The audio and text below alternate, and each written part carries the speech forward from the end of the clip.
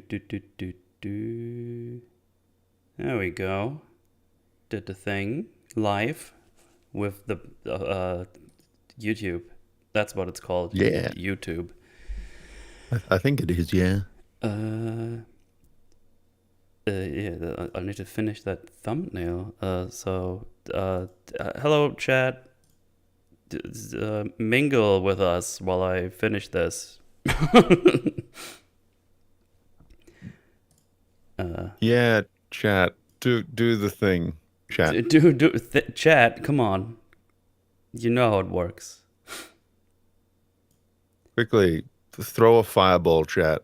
Yeah, do I know that. you can do it. Throw that ball of fire. I fell into a burning ring of fire. And the gonorrhea stopped. Ugh. And then it went higher. Nasty. But true. That's what we like. No, I have the Discord icon thingies here. I still don't really know how to do this one properly. Discord icons. It's always kind of flumby for me because I'm too stupid. Fetal's Morge. Fetal's Morge? Sounds kind of nasty. Little bit. There we go. Export. Yippig. Thumbus. Final. Red Hood. URH. Under Red Hood. Yeah, that's fine. That's good enough. Safe. Yeah. And we click the OK tisms. Let me put this right there. And then I click here. And then I say, change that thumbnail. Change it. With a click of the button. But not from here because this is the wrong folder. There you go. Boom. No, our faces are on there. Woo. Safe. Nice. Nice. Nice. YouTube Studio, please don't die. Thank you. I also promised. Can you throw the stream in the DC general chat? Because I promised that I put that in there earlier today. Yeah, I can do that. That's cool. Thank you. Because I already shielded like 10 hours ago when I got up. I was like, I'm gonna remind you all. There we go. I have put it in the DC general chat. Pogland. And I are live right now. Link. Dun dun dun dun dun dun dun dun dun dun. Oh, tweet and a burp. A tweet and a burp. That's how we do it. Hell yeah. Gwynple. Righty. Fucking Halo sex scene, man. I'm always hearing weird things about Halo, and that was by far the worst one, I think. That's just it's the Omega spoiler that no one cares was spoiled because it's so fucked up. I constantly see Master Chief without his helmet on, and it's really disturbing to me. I don't like it. Yeah, I just can't. As soon as you take the helmet off, I no longer see Master Chief unless it was like the face of Steve Downes under there or something. Like that would be as far as I could stretch it. It's yeah, sounds pretty fleamy. Glad I did not watch that.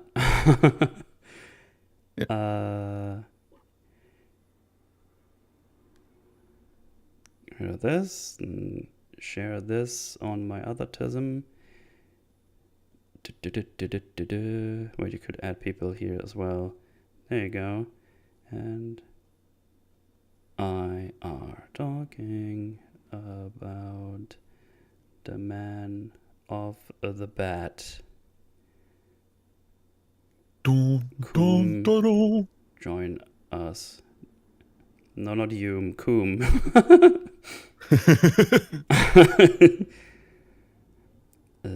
post. So now I think I spread it everywhere I can. There you go. Get that marketing going or something. Anyway, how you doing? Hello. Now you all have my full attention. I just had to do that on the last minute because time zones. Yeah, boys. Ugh. Was that directed at me or at chat? That was directed at you. I mean, chat can tell me if they want to, I guess. Okay, cool. I'm doing all right. I'm doing all right. A little tired, but that's okay. That's what coffee's for. Coffee was invented for this reason. Fair. I have an iced tea zero, which is basically like Coke Zero, I think. Because a friend of mine gaslit me into wanting to drink iced tea. Because he was like, "Oh, I got this amazing iced tea zero. It tastes great." I was like, "Oh, where's that from?" I don't know. It's like, "Oh, good. I'm gonna try some from my local Lidl, I guess." You're gonna go into his LinkedIn later on. You're gonna just see that he works for the Coca-Cola company. It's all gonna make sense. So this one isn't very good. I can tell you that. Man, sure glad to have 1.5 liters of that now to drink. Yeah, you enjoy that. Metal, you will never know how I'm doing. Okay, fine. Died then, I guess. Cortana getting cucked is a step too far. She was watching. Yeah, and she looks horrified, and apparently this causes the fall of... Why did you deactivate me? What's wrong with you? Well, from what I'm picking up, because I haven't watched it, but from what I'm picking up from just standalone clips, apparently, like, Cortana and Chief seem like bitter enemies or something, and he tries to kill Halsey at one point, and it seems that him fucking this chick who is also a Covenant spy, by the way, it's like a top-ranking Covenant official, this is going to apparently cause the fall of Reach. Fucking this chick, and it's just like, who looked at the books and the games and went, this. YouTube, why do you want me to verify that it's me right now? I'm in the middle of a live stream. Are you fucking serious? God damn it. You had all day. Now I have to fucking open my key pass. Sorry about that, but I don't know if it flooms up anything for my stream if I don't do it. Is it really you streaming right now? Live? Yes, that's me. Well, thank you. Also, thank you for having that screen not in dark mode. My eyes are burning. Okay, email. Blessenheimers. Oh, thank you. There we go. Now we send a code to your thing with text. It's because I deactivated my VPN before I started streaming. They're like, "Why are you in Germany now? You were in like England like 5 minutes ago." Which is, I guess, fair, but that was like an hour ago. It's the delay on these things. There we go. Okay. Are we cool? Are we cool, Tube? YouTube is now cool, Tube. Yeah, I'm late. Nah, you're fine. There's been shenanigans going on. We're all good. Yeah. And it's only been like 10 minutes or something. But yeah. Why did I have to join during this? I'm sorry. Just have to talk about our traumatic experience throughout the day.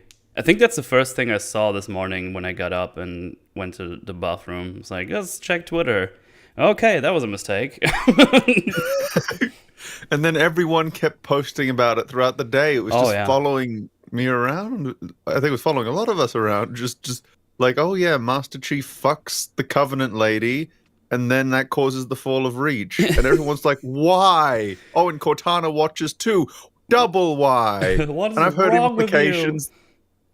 And I've heard implications that Halsey might be watching as well, like through Cortana or something. I don't know. She's like, oh yeah. My God. That's my fucking king, yo. That's my adoptive son. They also released a trailer for the Netflix Resident Evil show, which looks fucking shit. Oh no. And I randomly read an article about it yesterday, and apparently those are supposed to be canon in the games, so they play after the games. Oh, And apparently there's a that's reason that there's like a new Wesker now. Yeah. That kind of reminds me of how the Resident Evil, like the Mila Jovovich Resident Evil films were ambiguously canon to the games Yeah. for like a tiny bit. Those were fun. Because it was like, yeah. 'Cause there was like a couple of, I think there was like Easter eggs in certain games where like the laser grids appeared or something and it looked like the same facility. But Yeah, I don't know. I'm not too big into Resident Evil. I know I see it walking by occasionally, and I'm just like, hey, how you doing? hey, what's up? Yeah, and Yeah. I think they do like some shenanigans where they have like two, not timelines, but like two different times that the show is playing. Like one in 2020 something, and then one in 2030 something. And then I don't fucking know. Already sounds like super convoluted, and they're gonna fuck it up badly. It's gonna be shit. It's just gonna be fucking awful. Let's be honest. It's gonna be dead. Yeah. It sounds that way, though. You mentioning that one of them is going to be set in 2020 something, I'm just like, wow, that's in the far future. And then I look at the current year, and I'm just like, oh. Oh, wait, no. It's past 2020. 2 years past 2020. Yeah, it's one of those things where because everything shut down and everything kind of went into limbo, I've not been able to fully process that we're in the 2020s yet. It's a bit. It still feels really futury to me. Yeah, I getcha.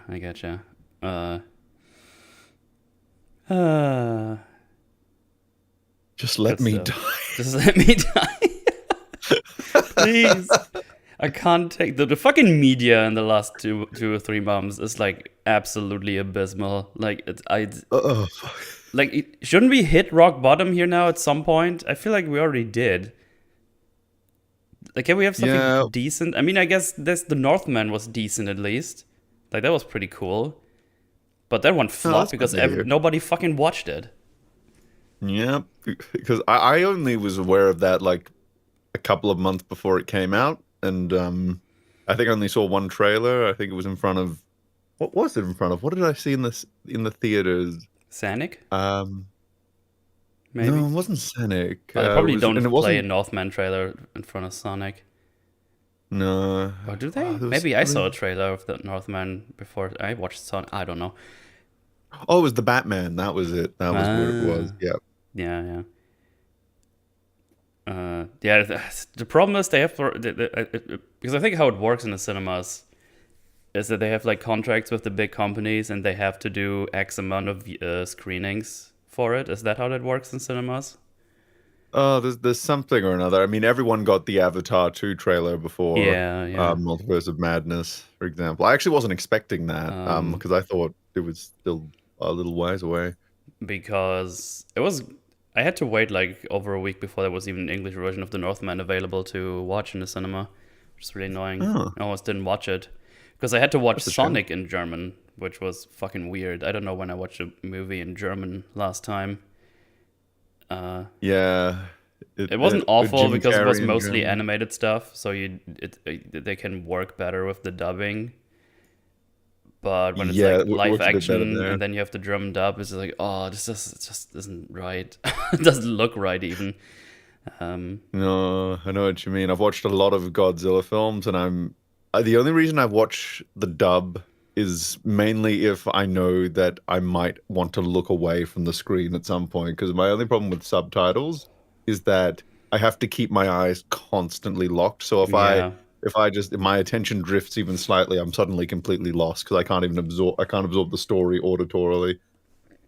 I think there's rarely any subs in the cinemas. I think they actually have like some anime movies that run sometimes. I think what it's called, Jujutsu Kaisen. I think it has like a movie, And that one is apparently with original voices and subtitles, which is interesting.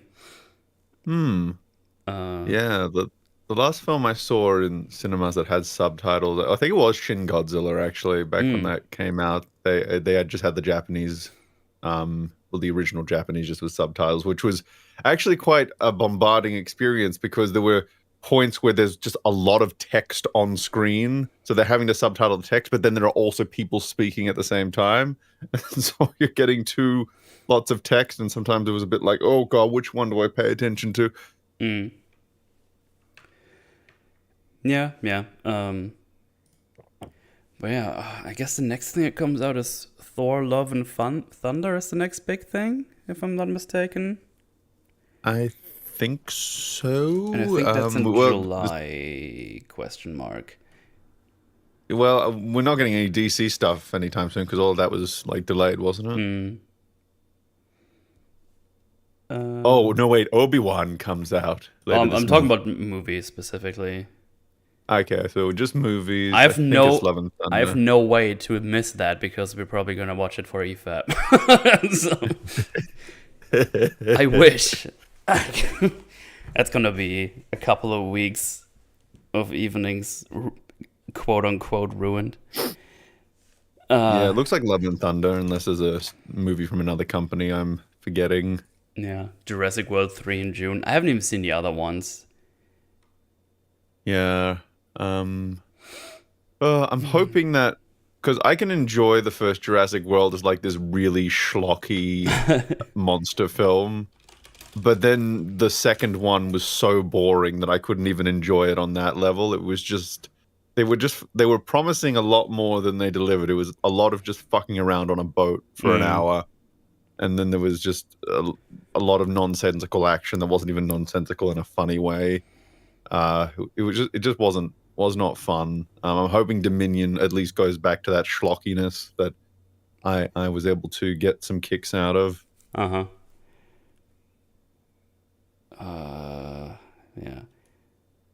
Top Gun Maverick. I've seen like the trailer a million times when I went to the cinema. Yeah, I got that before Mom. Multiverse of that. Yeah. Oh well. Let's hope there's something decent in there. At least decent. I don't want anything great. I just want something nice. Just something fun. I mean, Sonic was kind of fun. Northman was kind of fun. But something that actually succeeds as well. Not only Sonic. Like something serious, something good. You know? Hey man, I heard Fantastic Beasts is great. Dude, they had so many screenings for that shit in my local cinemas. And I checked the attendance and it was like basically no one in there. I was about to say, it was just like, oh, are they all empty? Pretty much. Oh man. Okay, now that we're depressed, let's talk about something amazing. Yeah, let's do it. I got 7 pages of notes, bitches. Let's go. Yeah, baby. I have just one Notepad plus pad. I don't know how many words those are, but it's about 300. I don't know lines. I think. Oh, that's pretty good. But there's gaps. I don't know how many lines I have. There's like gaps in between. It doesn't matter. Well, you actually have more lines than me, so I guess it just depends on how it's spaced out. I mean, I have like one pretty long sentence sometimes, and then a space in between, then another one, but then sometimes it's like 4 lines and then a space. Fucking who cares? I don't even know what we're talking about this. Welcome to statistical analyses on Metals Forge. That's how it goes. Oh, good stuff. But yeah, Batman Under the Red Hood, another DC animated film. And when I just think, where are the writers of these? Why aren't they doing this? Where are they? Bring them back and let them do things, please. I beg you. For the love of God. Just please, just give them work. As Oh, Please. We miss this stuff, this standard, this bar that DC used to have in the yeah, before because time. it's those animated ones are like all the ones I've seen. I remember at least being fun and not horrendously awful. And I watched like a handful of them. I watched a handful of like one or two of the Suicide Squad ones, which were kind of fun. Mm-hmm. Uh, then obviously this the Superman one that we talked about at length. That was Oh great. yes. There's probably other ones. I think I saw Green Lantern ones. Oh yeah. Was it First Flight or Emerald Knights? Oh, I don't remember. I remember one of them where basically was like a couple of different stories together from different Green Lanterns, and it was like Ah, this yeah. That this was this that big was boy Emerald Knights. attacking them.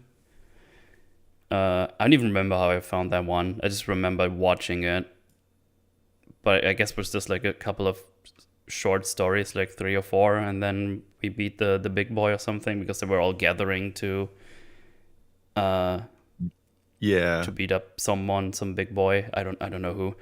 Um, Yeah, I forget who because I remember a lot of the individual stories. I just can't remember what the enemy and the framing device was.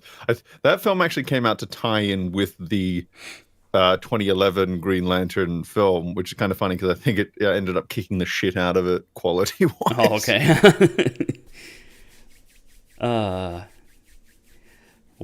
uh, I mean, do you have any introductory thoughts? I guess I don't know anything that should be that's important for this to see for So the. in for this film, I rewatched it last night. I actually felt like I felt a little bit like I was kind of like that kid who was like really enthusiastic about an assignment, but then kept like putting it off because something else kept coming up, and then it was like I think it was like 7 or 8 o'clock, and I was like, oh fuck, I need to actually fucking rewatch it. Yeah. So I just made sure that I went through it and I took a lot of notes, and I actually remembered the film a lot better than I thought I would, considering Oh. how long it's been. And I have a lot of really positive notes, and the few like things that were iffy in there.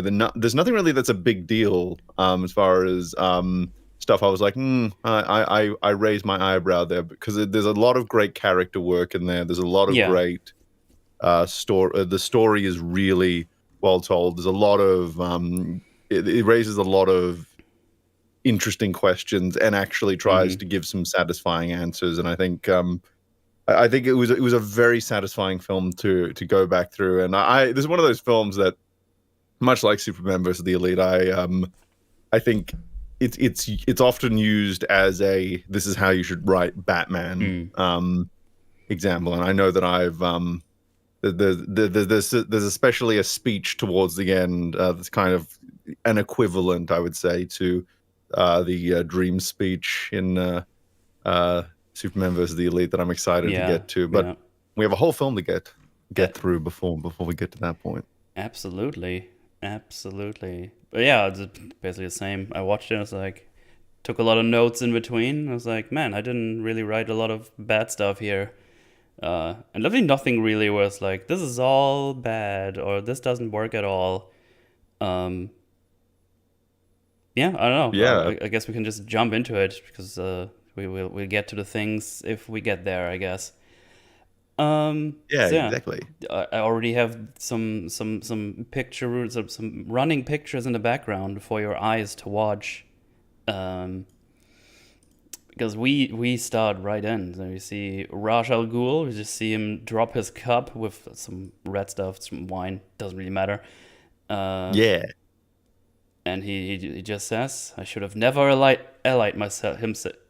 What the fuck did I write there? That's not even a real sentence. We're off to a good start. Anyway, he says he should have never allied himself with this madman, and we obviously don't know who that is yet, but we will know very soon. Is it very soon? We will get there. Anyway, Then we just cut back to Batman. He's racing somewhere on his bike. He even uses his little nos, his little gas injection, doing some speedy stuff. He's going fast. Vroom, Then vroom. going back to Raj, he asks where they are, and his assistant says they're in Sarajevo, and that he has the boy. He has Batman's boy child. And yeah. Yeah, and then we cut to the Joker, and he's beating the ever-living fuck out of Robin and mocking him during the time. He's asking Robin what hurts more, A or B, forehand or backhand. He's like using a crowbar and just beating him up while talking shit, like the Joker would. Oh yeah, voiced by John DiMaggio, aka Bender. Fucking fantastic. Voice work, absolutely great. Absolutely. Then Robin's. Yeah, Oh, good. Yeah. I think I have in my notes here, he strikes like such a good balance between the psychotic and the fun side of the Joker. He's got a I would say he has a reserved performance, but it's not reserved in the same or understated in the because I remember Brent Spiner once voiced the Joker on Young Justice, and it was quite generic, but you can just feel like the giddy excitement underneath John DiMaggio's performance, and he's constantly cracking, and the writing really helps because he's just constantly cracking these lines that are both really sadistic but also hilarious at the same time. It's fantastic. Yeah, very, very good. Robin tries to say something. Joker has to speak up because he might have a collapsed lung, and his something is crushed or something. Then Robin just spits in his face, and Joker says that the first boy blunder had some manners, which is not only a funny line, but also for people who don't know, like me, stupid that I am, that this is the second version of Robin and not the first one. And it's like, thank you for that information because I had no idea. And also we get even more clearer examples that he's the second one later on. But right away it's like, okay, it's the second one. Gotcha.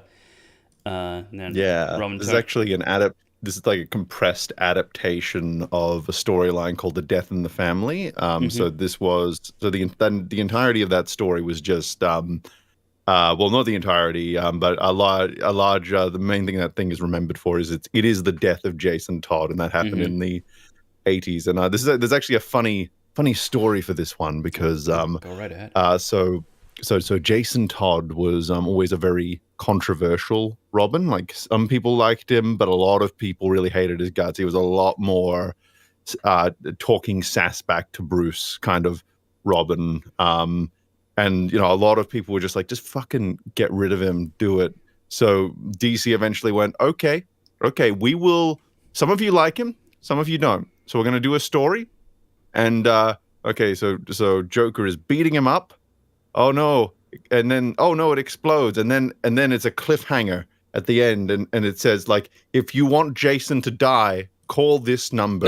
And if you want Jason to live, call this number. Genius.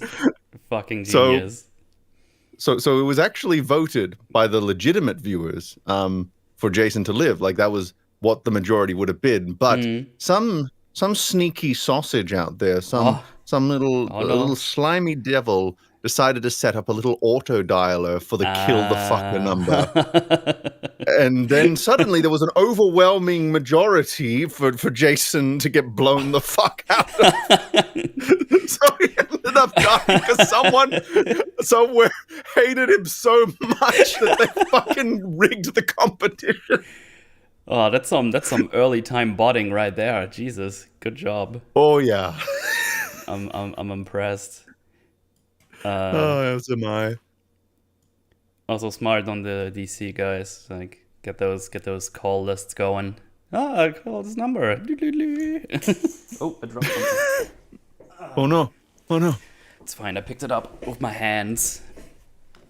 Yeah, that's good stuff. I didn't know that. I didn't even consider anything like this. I thought it was just the way they went with the story. That they actually let the people choose, and so it was like, I hate this fucker. I'm gonna put the fucking speed dialer up. That's good shit. I like that. That's great. Oh yeah, I love it. Oh yeah, Robin turns around to Joker after he tells him that he has no manners and just smiles at him. And then Joker just goes, "Oh, I might have to tell you to teach you a lesson," and just says, "Nah, I'm just gonna beat you up more with this crowbar." And just goes ahead and beats him like crazy. Yeah, Oh yeah. it's good stuff. And then we get more of Raj Al Ghul, asks where the detective is. Assistant says he's on the way, but he won't make it in time. No. And then Raj looks down in disappointment.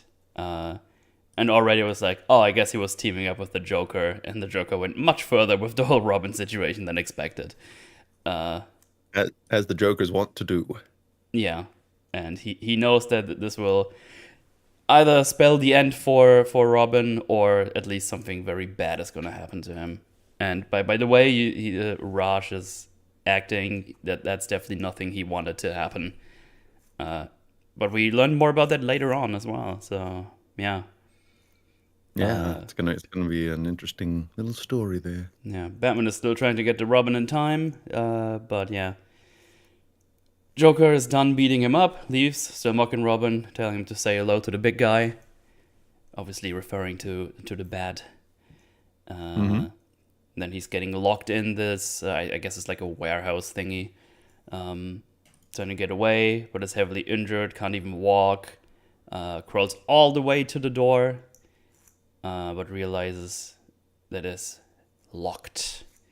And he sits up against the door, sees that there's a bomb with a timer that has only 10 seconds left, and then you only see Robin realizing that he's done for.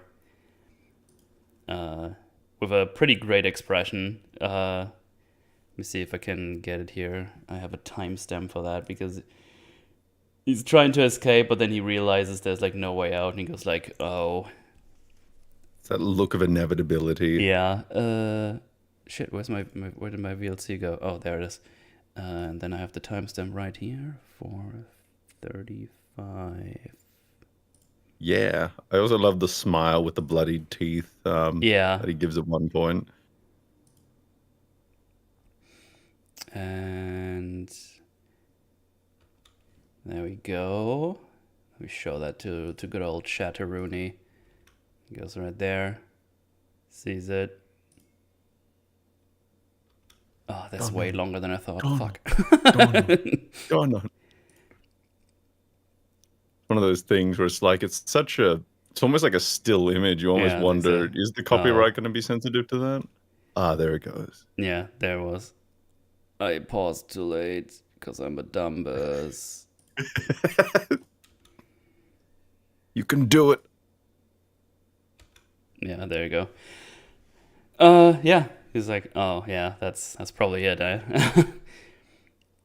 Does Joker say hunka hunka in this movie? Unfortunately not. If he would have, I would have given it an 11 out of 10. Yeah, I would pay good money to hear John DiMaggio Joker go hunka. He also didn't say that he's an idea, which was very sad. Yeah, we were denied some lines, I think. Mm-hmm. But yeah, inevitably, we see Batman just arriving at the warehouse, and then you just see a big old explosion. And Batman realizing he did not get to Robin in time. And he finds his lifeless body, clearly shook, and realizing he just lost Jason. Jason! That name has been ruined. Along with Sean. Definitely more Jason though, because that's right smack at the beginning of the game. Yeah. Yeah, pretty grim start, but yeah, we know we need, the things we need to know. Good fucking intro. I love it. It's good stuff. Yeah. Tells us a lot of things that we need to know. I was wondering is there an animated story for what happened before this? Like where we just get the conclusion of, or is this just a comic that exists? So funny you say that because it didn't exist at the time the film came out, but a couple of years Oh, ago they released a Blu-ray called A Death in the Family, which is a choose your own adventure sort of story where okay.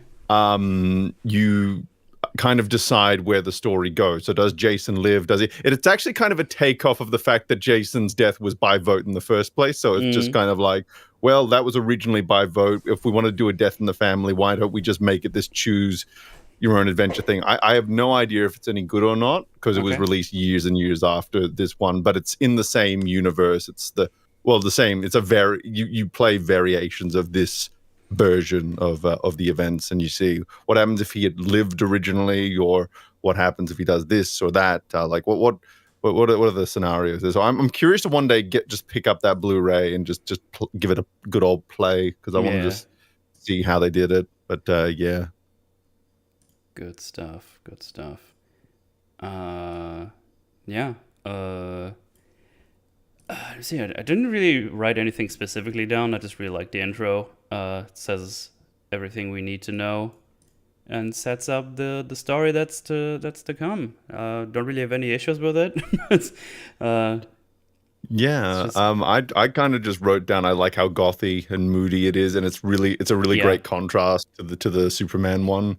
Um, and it kind of shows that if the DC EU actually had its shit together, we could have these really different but also complementary films in this universe that would have given a lot of shade and texture. But no, we didn't ever get that, did we? Nope, we don't. And we get a little intro sequence. There's an intro line, track, whatever you want to call it, with some fantastic, awesome music, which I obviously can't show or let people hear. But yeah, it's a fantastic track.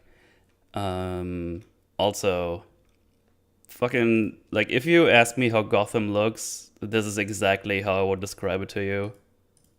Like just with Yep. the gargoyle and the blip even, and it's like these streets going way above the ground level, and just all these Yeah, skyscrapers. It's just that's the Gotham I know from a kid when I watched some cartoons of it. Yeah, it's gothic, and I will never not love. I actually have it in my notes here. I will never not love the Gotham City police blimps, Yeah, just that patrol the skies. it's good stuff. Yeah, this is I saw this like I feel familiar here. I'm Oh probably yeah, gonna get shot soon, but it sounds familiar. It looks familiar. Jesus Christ. Yeah, love it. That's the aesthetic I really like. same here. Likey. Okay, let me just set up the next loop-de-loop here. Unfortunately, I haven't really found a way to make this loop faster or like more easier to set up. You just have to do it manually every time, which is kind of annoying. But I guess I just go all the way to the end of the Amazo fight. There we go. Yeah, That should do the trick. That's a nice little loop. I wish you could set those up before you start. That would be a nice feature to have, but I don't think that's what it was intended for. yeah. The only way I could think you could set it up ahead of time is if you went through all the effort of like just chopping it up ahead of time and then looping the chopped up clips. Yeah, that's something you could do. Arr. But yeah, now we just see Batman do some Batman stuff. Oh no, hang on, I'm lying. We get introduced to the Red Hood. I'm a dumbass. Because we just see some gangsters having a meeting and realize, hey, none of us actually set this meeting up. Who the fuck was it? And then we see someone on the catwalk above, a shadowy figure, and we're like, oh my gosh, it's a Batman. We've been caught red-handed. And it's like, no, it's just another guy with a weird helmet and a rifle in his hand, and we already know it's the Red Hood. I wrote bad man instead of Batman? Well, Red Hood is a bad man, so that, and he looks like Batman. Yeah, if yeah. you squint, so But yeah, he just says, "I arranged a meeting." And they're about to start firing at him, but he shoots first, and they're all like, "Oh no, we're gonna get to cover." And he offers them a deal. It's like, I get 50% of your drug money, because these are all like drug lords, overlords, super druggies. Yeah, It's like the super drug pimps. 40% of your drug money goes to me, which is, by the way, a way better deal than the Black Mask will ever give you. Oh yeah. And there's only one condition: stay away from children. So yeah, no dealing drugs with children. And he also offers protection from the Black Mask and the Batman. Yeah, and this is we'll probably get into it like a bit more later, but this is already setting up like something very interesting, where it could have actually been like Red Hood could have just been like, yeah, I'm Batman, but I use guns. But no, he's actually got something really interesting going on in that he's not he's kind of perverting the war against crime by not trying to fight it anymore, but instead trying to take control of it so that he can minimize the effect it has on innocent people. Exactly. And all of that. It's already interesting, as you said. It's like, oh, you want to do crime, but you don't want to do crime against like minors and yeah, I guess innocent people in general. So you can do your little you can do your little drug trafficking, but you stay away from those schools and well, not kindergartens. I hope they don't do that in general. But you would hope so. And something I found that was interesting was he's taken that 40% cut, which of course he would, because he still needs to fund his own. He still needs to fund his operations. He still needs money for the gadgets. He still needs all of that. He's not, and Bruce does not know who the Red Hood is, and which will be relevant later. And so he's got to find a source of income. Yep. There. And also, I've listed that he says, he mentions that he's holding an AK-47, and I took a look at what he was actually holding and was just like, oh, I guess that could be a very heavily modified. Yeah, I was looking at it too. Looking. It's like, I guess it could be one, because it's kind of behind his body as well a little bit, and it kind of looks like one, but not a big issue. The shape obviously. Is there-ish. But yeah, it's yeah. I always look if they specifically say what weapon they have. It's like, is it really though? I don't believe you. Yeah. Also the table in that room. This is a nitpick. Like, this is the nittiest of picks, but it's very inconsistently bulletproof. So there are bullet holes on the top, and then we get a reverse angle, and there's no bullet holes at the bottom. So it's like, are they going in somewhat, but not really? And how is it bulletproof if it's made of wood? I don't know, but it doesn't really affect the scene too much because he's not trying to kill him anyway. So I can't really complain too much. It's just something interesting I noticed with it's a little animation thingy inconsistency. Oh, I have a continuity error here in a little bit for you as well. It's fine. Ooh, neato. So yeah, then they obviously ask, why should we do that? Why should we trust you? I don't even know who the fuck you are. And then he throws down a duffel bag, which has the heads of all their lieutenants in it, which makes one of them puke, and the other one just goes, "Damn," which is just such a funny contradiction. One of them is just like, "Oh," the other one just looks straight at it. Damn. There's all different walks in that industry, eh? Yeah. Then there's a funny line, which was, I think it was like, this took me 2 hours. Imagine what I can do in an evening. Yeah.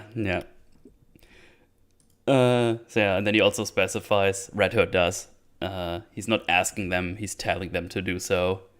And he starts firing on them again. They all take cover, and he just vanishes. Like the Batman. Da-na-na-na. Da-da-da-da. Yeah, and this is the last line one of the drug lords said. Yeah, 40% sounds alright to me.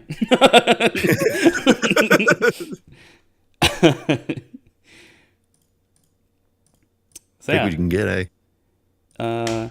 already know what the Red Hood is all about. Not all about, but we know what his goals are. Yeah, pretty efficient establishing of information. Yep, exactly. It's good. It's good schleams. Now we see Batman do Batman stuff because he just catches some guys who stole a truck, or at least they say so. I think that this is probably more like a delivery mission. Yeah. And yeah, he manages not to horribly injure them in the process and don't kill them, and the truck doesn't Oh my explode. god. It's like, Holy God, fuck. good job. Good job, I'm Batman. always when I see those days in any action scene, it's like, fuck yeah, good job. I'm impressed. Yeah, actually showing that he lives, and showing, because this is pretty important that Batman doesn't kill people. So Yep. it's pretty good to show that. So yeah, he asked the one guy who they're working for, and says that if he lies to him again, the guy that says, "Oh, I don't work for anyone. We just boosted the truck." And then Batman, in good old fiery old Batman fashion, if you lie to me again, I'm gonna crashing your head into the wall is gonna be the least painful thing you're gonna experience tonight.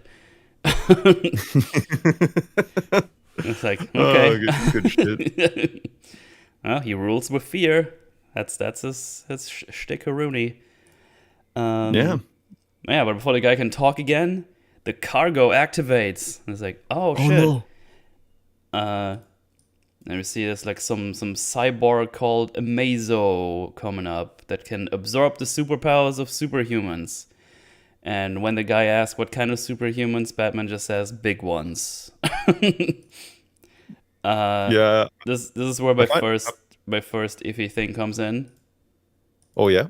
I don't know why Batman would take the time to explain in full what this guy is. Yeah, there's some interesting exposition in this scene. It's really clunky. I didn't like it. Yeah, I find Amazo to be an interesting choice as well, because this is like a Justice League villain who's like, because all he does is all he has to do is look at you and he just gets all of your powers. It's kind of like Taskmaster on steroids. Okay. And he's very clearly got the powers of Superman in this film. Yeah. And I just find it an interesting choice because there aren't actually any superhumans in this film. So I'm just like, I get what Amazo is about, but is it like, does it come off as a weird choice if you're not like familiar with everything else in the DCU? Because obviously this is fairly self-contained outside of Amazo being here. So I just found that to be interesting. Well, now that you tell me how this actually works, he just looks at them and gets all the superpowers. Damn. Yeah. That's crazy. So that fucker must have looked at Superman at some point because he can fly as well. Laser eyes, flight, super strength. Yeah, almost and he feels doesn't, like they shouldn't be able to beat him then. Yeah, because the thing is, right, he's got like the flight, the super strength, and the lasers, but he's also got the same vulnerabilities as a human being, as we actually just see right there. Yeah, just right after.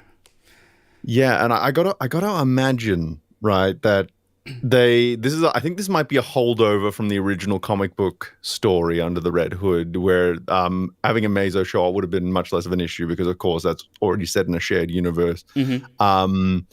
But I got to imagine that they were someone somewhere was like had a soft spot for Amazo and just really wanted to keep him in. But then someone else was saying, well, if someone watches this without not even knowing who Superman is, it's going to be very awkward if the only way they can beat him is by pulling out a green rock. So because he absorbs the strengths and the weaknesses of the people that he absorbs the powers of. So you gotta like ride that line. I don't know.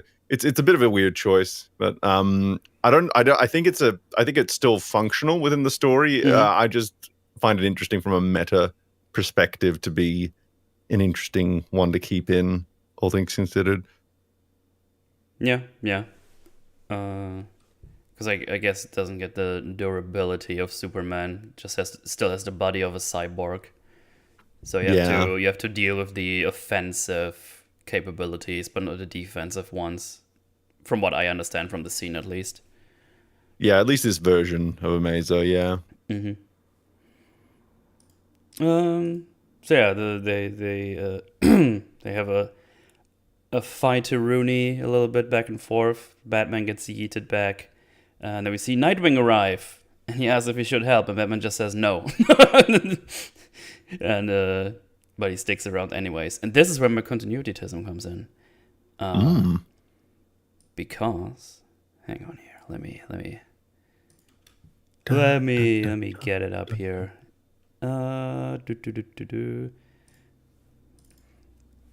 Because when he throws the container,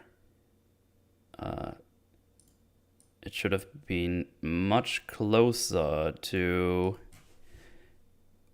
the guys that they bound over there. So he eats the thing. Just gonna need to get the right shot. So we see Batman duck under it. Mm-hmm.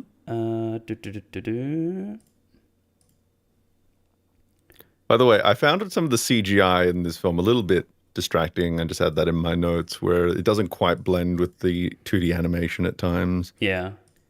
Hang on, I need to frame where he runs past. Oh, perfect. There you go. So this is where this thing is flying to. Mm-hmm. So it's basically going straight for Nightwing and I guess straight for the guys sitting there. Yeah, seems that way. I think I think it's a case of it's only programmed to kill at this point, so I think that's why it probably wouldn't be looking out for them. But let's see where the crate. No, I'm because it impacts somewhere else, or at least the guys over here get moved to the left quite a bit. Oh, okay. I see what you mean. Yeah. So let me get here, and now. I just stopped on a kind of funny frame as well. Look, Nightwing. I was doing jumping jacks. Yeah, but yeah, if we go by the other thing, this is where the truck should have been. Oh yeah. Ooh, oopsie doodle. And then we see, look, and then they're all the way over there. It's like almost a whole container in between. Yeah. Ooh. Hope someone was fired for that blunder. Yeah. No, I immediately was like, that looks off. I don't know. I'm pretty sure I saw the truck in the other frame. So yeah, that's just a small continuityism I saw. Obviously, not a huge, no damage done to the story or anything. It's just notice that. Yeah, it's just little animation hiccup. Also, I like this still frame again. Just the Oh yeah, he's just having a little squad. It's like, yep.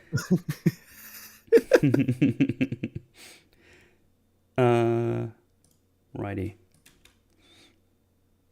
Oh, that's the wrong one. That's the one. There we go. So yeah.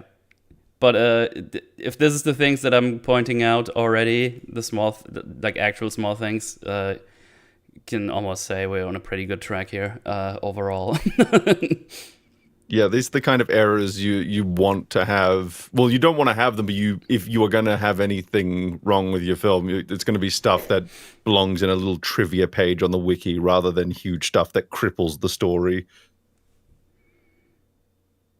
Yeah. Oh yeah, the one Betty asks who the pretty boy is, and he just said, "Yeah, that's Nightwing," and he was the first Robin, which is kind of weird. He would specify that. Yeah, I just wonder how they know that he's specifically the first Robin. Like, how does that information get circulated? Like, is that a speculation? I guess I don't need to ask my next question then. Yeah, because that's something I never thought of. Like in general, it's like. Shouldn't people be aware that Robin is gone and there's like a new one that looks kind of similar? Yeah, I was just wondering if that's like a known thing in this universe that the first Robin became Nightwing at some point. Well, it seems to be common knowledge. I don't know if people. I would have to do some. It seems like one of those things that almost requires a deep dive Yeah, into like yeah. Nightwing's history to kind of work out. The true fact actually about Nightwing is that he's actually named. He's actually he's not the first Nightwing. The first Nightwing was a Kryptonian. Like folk hero. Oh. Um, and so Nightwing and Dick actually chose Nightwing to honor the fact that he was kind of raised by both Batman and Superman. So he had Batman obviously as the father figure, but Superman was kind of that cool uncle that came around and helped to, give him some additional guidance there. So he Oh, wanted to pay tribute to both Batman and Superman with his new identity as he was becoming more independent. I see. Well, there you go. Good Yeah. stuff. Amazo's strong enough to effortlessly move those metal containers, but Batman can just walk off a punch from him. I never know how strong Batman actually is, like endurance wise. It's like I Yeah. can never really tell when it's uh, reasonable or not. To a point where I just accept when this happens, but it's obviously a fair point to make. Like if he Absolutely. has the power of Superman and you just punch him right in the face, Batman should be like, oh, that's not good. It's like, oh, I remember like yeah, it's a there fair was a point. comic.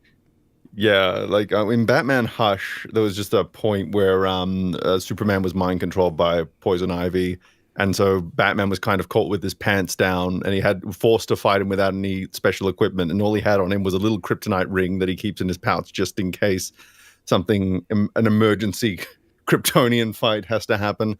So he punches him with the kryptonite ring, and he mentions that after 3 punches, he's broken every bone in his hand.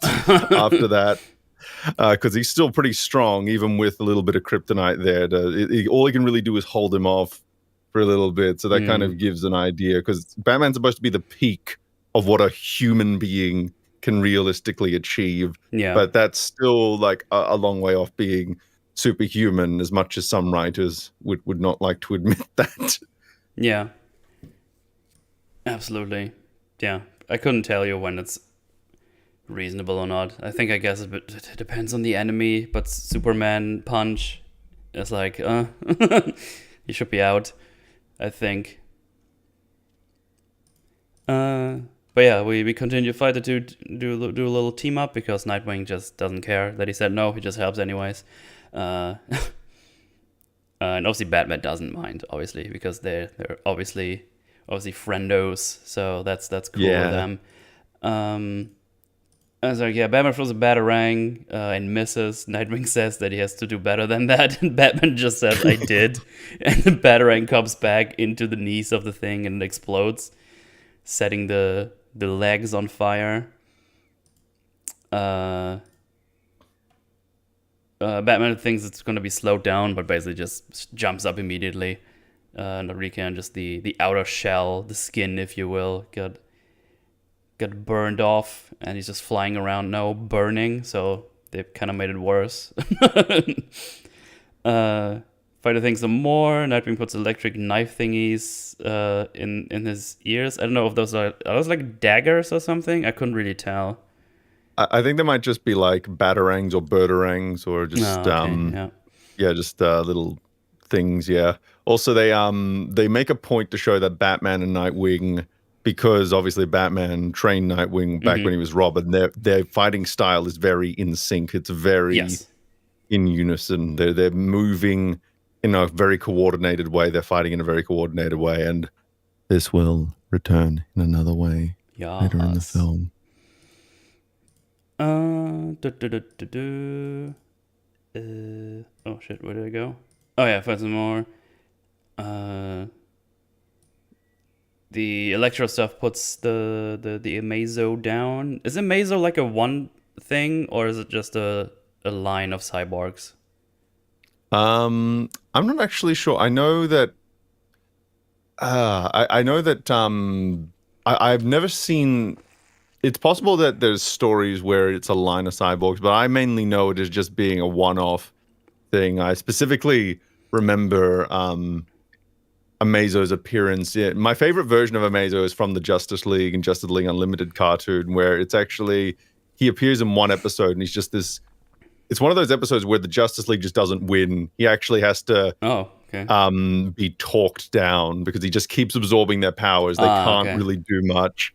And then he eventually evolves to a point where he doesn't even have their weaknesses anymore. So I think they resolved that one with finally Martian Manhunter comes in, he absorbs his telepathy, and then he's able to read Luthor's mind and go, oh, wait, you've been fucking manipulating me. And then he flies off into space to try and learn the meaning of his existence. And then he returns as a god later on. Oh, so I thought that was not good. Really cool. We made it worse, damn it. Yep. Can we talk about it again? No, I am celestial now. Dun, dun, dun. And then he blinks and everybody dies. Yep. That's my canon in the DC. Amazo comes back as a god and blinks to kill them all. Do it, Amazo. Yeah, they basically beat down to the ground with those electric something rangs, whatever they call it, wingerangs, bangerangs, I don't know. Yeah. And then Batman puts some exploding gel on the eyes and makes the thing go boom. And it has no head no more. They beat it. Bye-bye. Good job. We did it. Thumbs up. Even though not talking more about this creature, I'm not actually sure if they should be able to beat it. But, yeah, they beat it. If you have meta knowledge, it's iffy within the context of this film as a standalone. If we assume that it's only got Superman-like powers, and we don't explicitly know that it was Superman that it absorbed it from, we can probably give it a pass. Because I did, because I didn't know. I just thought it was like a random cyborg that absorbed, that has superhuman-like powers or Superman powers. Yeah. So I guess it depends they're on called wingdings. Wingdings? Yeah. The Robin's one's apparently called wingdings. I'm going to call them birdarangs. I'm pretty sure wingdings is a Microsoft font you can do. There's like funny things. It's gonna double check. Oh, there's another one said they're called wingdings. That's hilarious. Yeah, here we go. Oh, wait, someone went through the effort of making a Nightwing wiki. Why isn't that just folded under Batman or DC? Okay. Cool, man. Cool. Someone really likes Nightwing. Yeah.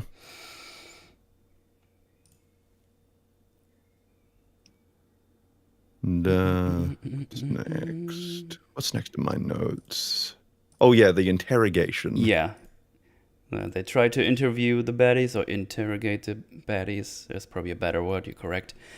Ask who they work for, but they still deny working for anyone. And I think Batman says this was a delivery for the Black Mask. So who's that for? Or who are you working for? Yeah, what gives?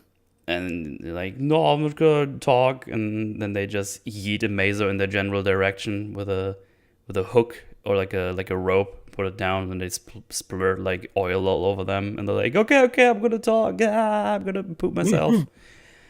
And says, oh, we work for the Red Hood, and they have no choice because he has there, and then they all get shot. Yeah, but he gets the name off Red Hood, and then suddenly, doom, doom, which apparently means, I have a question about that, which is to say, is Red Hood just following guys around, waiting for them to reveal his identity to Batman? Because later on, not to skip too far ahead, it looks like that he was waiting for an opportunity to kind of bait Batman around, because he leads Batman to a very specific place next. That is a bit more, it seems like a bit more than random chance. Just need to get the next loop going here. The loop-de-loop. Dun dun dun dun dun. The loop-de-loop is being set up. Alrighty, so they eat the thing in their faces, get all shot. Then Batman takes his bat goggles and sees Red Hood all the way on the other side of the river, I think, on some sky, on some building. And he somehow uses his bad technology to tag Red Hood as well, I think, is what they're trying to say here. Because we see a little radar later on the Batjet, and he has it's like he has a bug on him after looking at him through the goggles. Good question. It might be, maybe it's motion tracking or I don't actually remember. Yeah, because here it's actually here right now. There you go. Because he has like the little radar going, and he sees where he's driving. I was just like, oh, I guess his goggles can do that. I guess I don't know how, maybe. But because he needs, I think he needs a tracker, doesn't? I don't. Well, as long as it's as long as that's a consistent way of doing it, I guess it's the only time this happens. So I don't know. Yeah. I'm gonna just. I just noticed it's like, oh, he just looked at the goggles and then he yeeted away. Yeah. I guess that. So the problem we have with this is, if you just locked him on with the goggles, why can't he get? He shouldn't be able to get away. Yes, yeah. And I just look at it myself. Yeah, he does just do the target lock with the goggles. So it's like a video game where you just target acquired, and you can feed that information into the Bat computer. So the only thing I can think of is Red Hood will be shown to have several counters to Batman's technology. So implicitly, maybe there's something there, but I'm not entirely sure how airtight that is. Yeah, Swabble says maybe it's a laser lock on Bat satellite. Yeah. Yeah, I don't know. Something or another. But yeah, just that's something I noticed. Yeah, and then Batman gets the Batjet, and I was like, "Oh, should I help?" And he just leaves, and Nightwing's like, "Oh, I guess I'll just stay here with the bodies. Thank you." I love Nightwing's reactions to Batman's behavior throughout this movie. Like, it's like a reaction I would have. It's like, because later it's like, can you just tell us we need to get in the car or something? Like, things along those lines. Please act like a human one night, Batman. Yeah, please.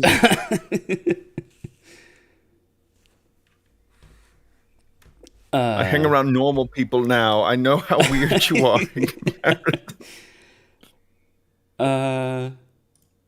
Let's see. So then they have like a little chase through the city, go through a tunnel.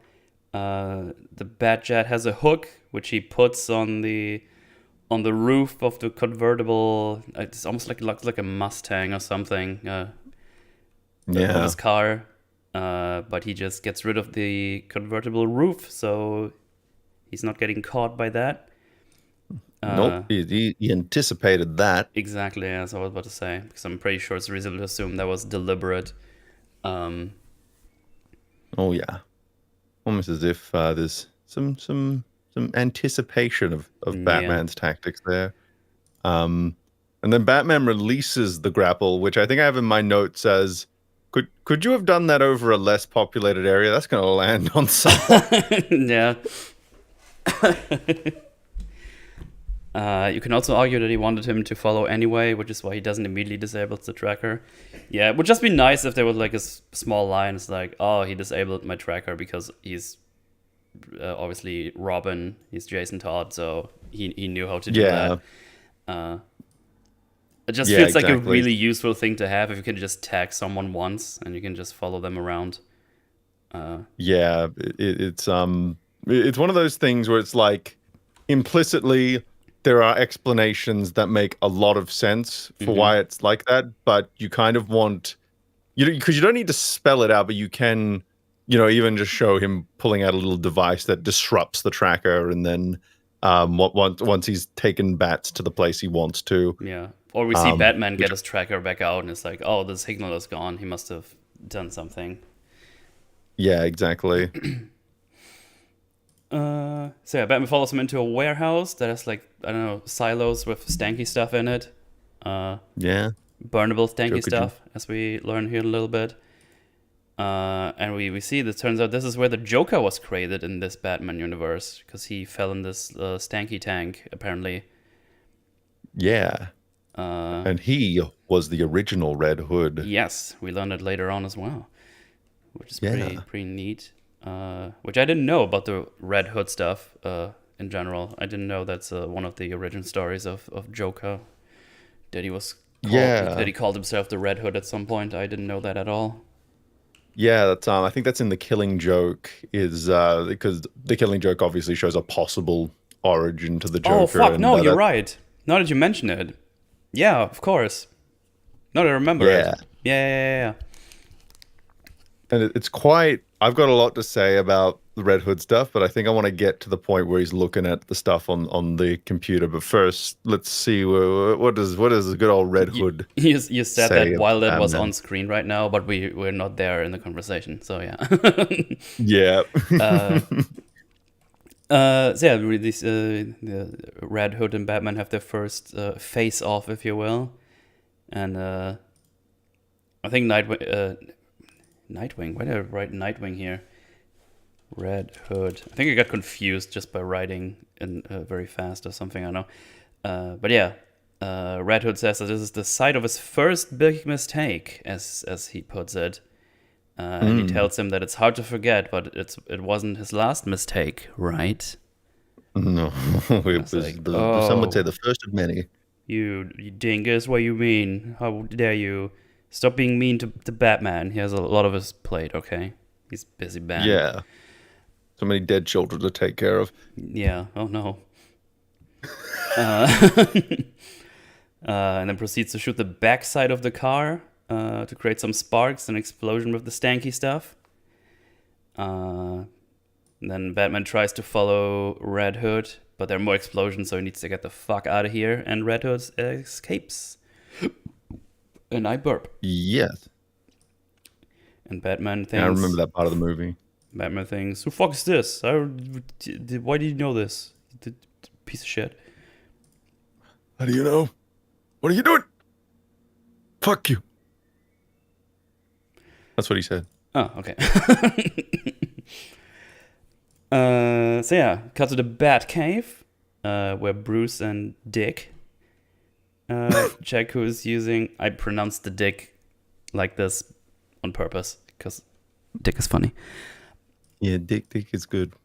Check who's using the... Oh yeah, so they check out who this is, and then they go through the history of the Red Hood moniker. And it's like a lot of people have used it for their shady businesses, if you will. And then there's been... And they also say that there has been an uptick in trafficking, but the crime is down. What? What the hell? That's madness. What is going on? And then Alfred comes in and says, indeed it is. Master Bruce got almost 3 hours of sleep in the last 3 days. What a fucking legend. Never change, Alfred. Never change. Oh, man. I guess this is a good time. So I think just in terms of Jason taking on a new identity, the Red Hood is a very inspired choice, and it's inspired on multiple levels. So he mentions, of course, that this is the site of Batman's first major failure, and there's a series of events here that kind of make this a very fitting choice, because so Joker takes up the Red Hood mantle, and of course in the comics he wasn't the first Red Hood. He was just probably the most famous one. In the sense that he eventually became someone much larger, but that was just a moniker that would put on basically the patsy in the group at the time. So Red Hood becomes Joker because of Batman, which leads to Joker eventually killing Jason.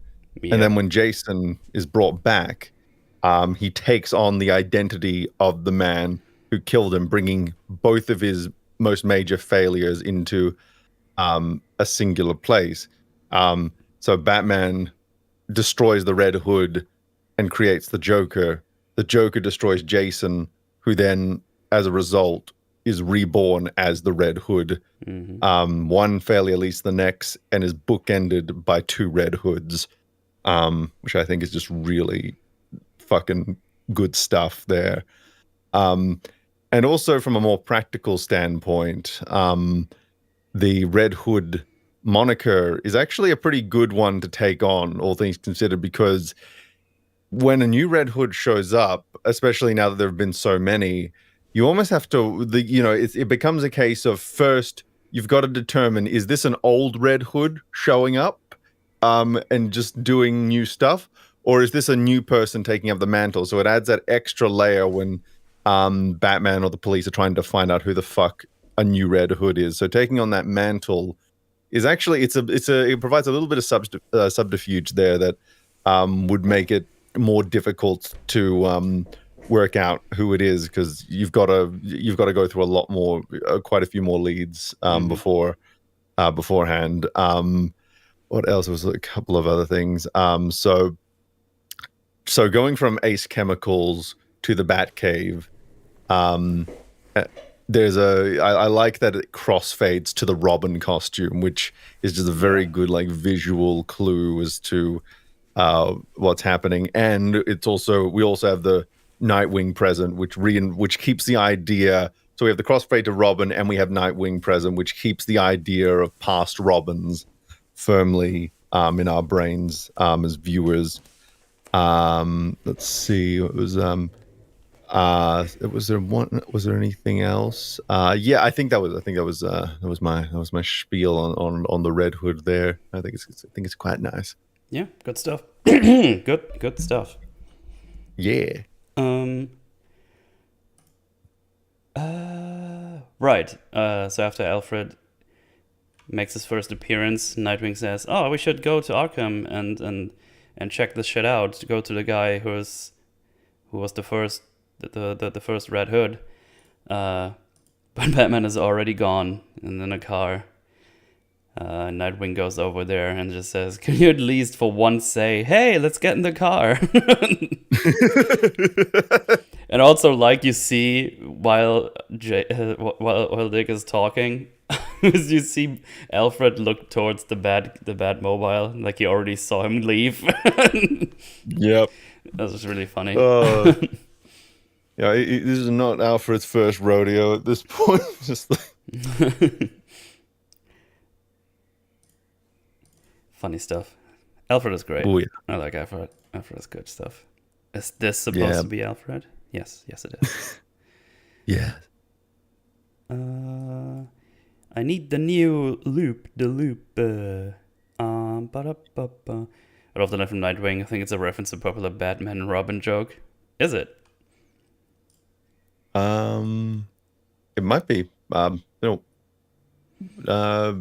and Robin's not too fresh in my memory, so I'll take your word for it.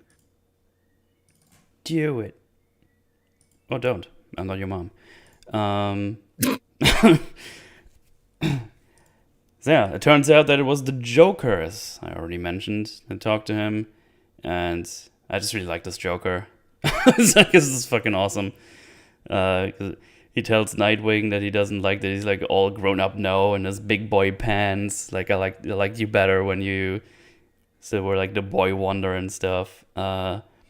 And tells Batman that he's looking good and asks him if he has been working out, but he could use some sun. And then he says, "But who am I to talk in his in a cell with no sunlight?"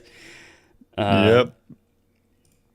And then he says that at least Nightwing is better off than his replacement, fucking hell, is better off than the old one, the old Robin. Oh no, he didn't. Oh, he did. And that it's hard to do things when you're lying in the dirt with the worms. And Batman did not like that. He did not like that. Batman gets really angry. He yeets him across the room, starts grabbing the Joker by the throat. And Joker just asks, "Oh, will you do it this time finally?" Or you're gonna put, or or you're gonna just put gonna put me me, in a body cast for yeah, or 6 months. for 6 months again. It's like, choo, sheesh, damn, Cold-blooded. god damn. Yeah. Uh, So this is kind of so I really like how they're weaving Joker into the narrative. So the first scene is there to emphasize this is how dangerous the Joker is. This is what he can take away. This is how effective he is hmm as a threat. And then with the Red Hood stuff, we get a glimpse of that larger history that Batman was that he's not only just a threat to Batman, but very much Batman is responsible for his creation in many ways, thanks to the Red Hood stuff. So there's a history there that's probably been long lasting. We even see in the flashback that Batman has a completely different costume. Well, not completely different, but the logo's different, stuff like that. It's a little bit more Silver Age. Oh, okay. Yeah, and now with the Joker in literal chains, we still see how much he can just dig into Bruce's scars without even Yeah. having to lay a finger. He just twists the knife with his words. And what we're shown here is that Batman really, really wants to kill him. He really But wants to fuck him up. Yeah. Yeah, he won't. He doesn't just put anyone in a body cast for 6 months. But it's also very clear that something very fundamental is holding him back from crossing that line, Yep. even with someone like the Joker, which is gonna come back. Yeah, we will. Oh, apparently Batman says to Robin before they get in the car, "Get in the car." Oh, that's interesting. Oh, okay. That actually makes it nicer because he doesn't say it anymore, I guess. Ah, Because yeah. of that. Oh, good stuff. Good stuff. Need to. Neat. It's good stuff. Good stuff. Yeah. Batman contains himself, and then throws the Joker around, and Joker just says, or throws Joker just down to the ground, or drops him. And Joker just says, "If you really think I'm behind this, wouldn't you think I would have made sure you knew it was me?" It's like, yeah, that's a fair point. Joker would have done that. Yeah, I just love his egotistical MO that he would never dare commit a crime unless Batman could directly trace it back to him and Yep. easily as well. He also has a line in here that I like, which is like, it was more classy when I wore it, more of a classy maitre d' than a motorcycle fetish. Oh yeah, he says it again to Red Hood later on as well. Yeah. I was much more. I had more swag than you.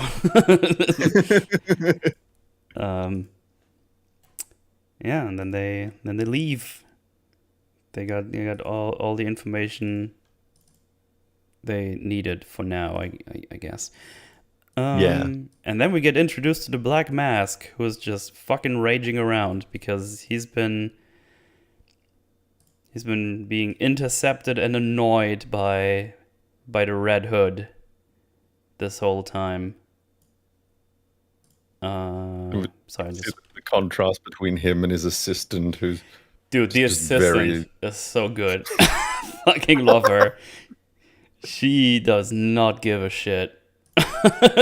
She's been around the Black Mask for a while.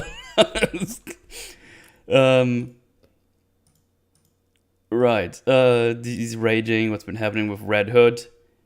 And there's like a new guy entering the room, or just the organization. We basically have this guy so we can get some information to Black Mask. yeah. Like he's like the super control of Gotham man who's in charge of all the drug trafficking normally. Is like, it's bullshit. The Red Hood is doing all these shit. It's like one guy. And yeah, the secretary, she's just like standing there. It's like, yeah, just taking some notes. It's like, yeah, we're trying our best. Doesn't even just react like, when hey. when just starts randomly punching the new guy. It's like, yeah, that's it's- normal. He's got a funny line in there where he's like, "Hey, if you keep staring, I'm gonna gouge your fucking eyes out," and just punches him in the face. Yeah. Yeah, and right after that, the new guy reports to him. It's like, oh, the new shipment is there. It's strictly the delivery is already paid for, so no biggie. Just gonna grab it and bring it back home.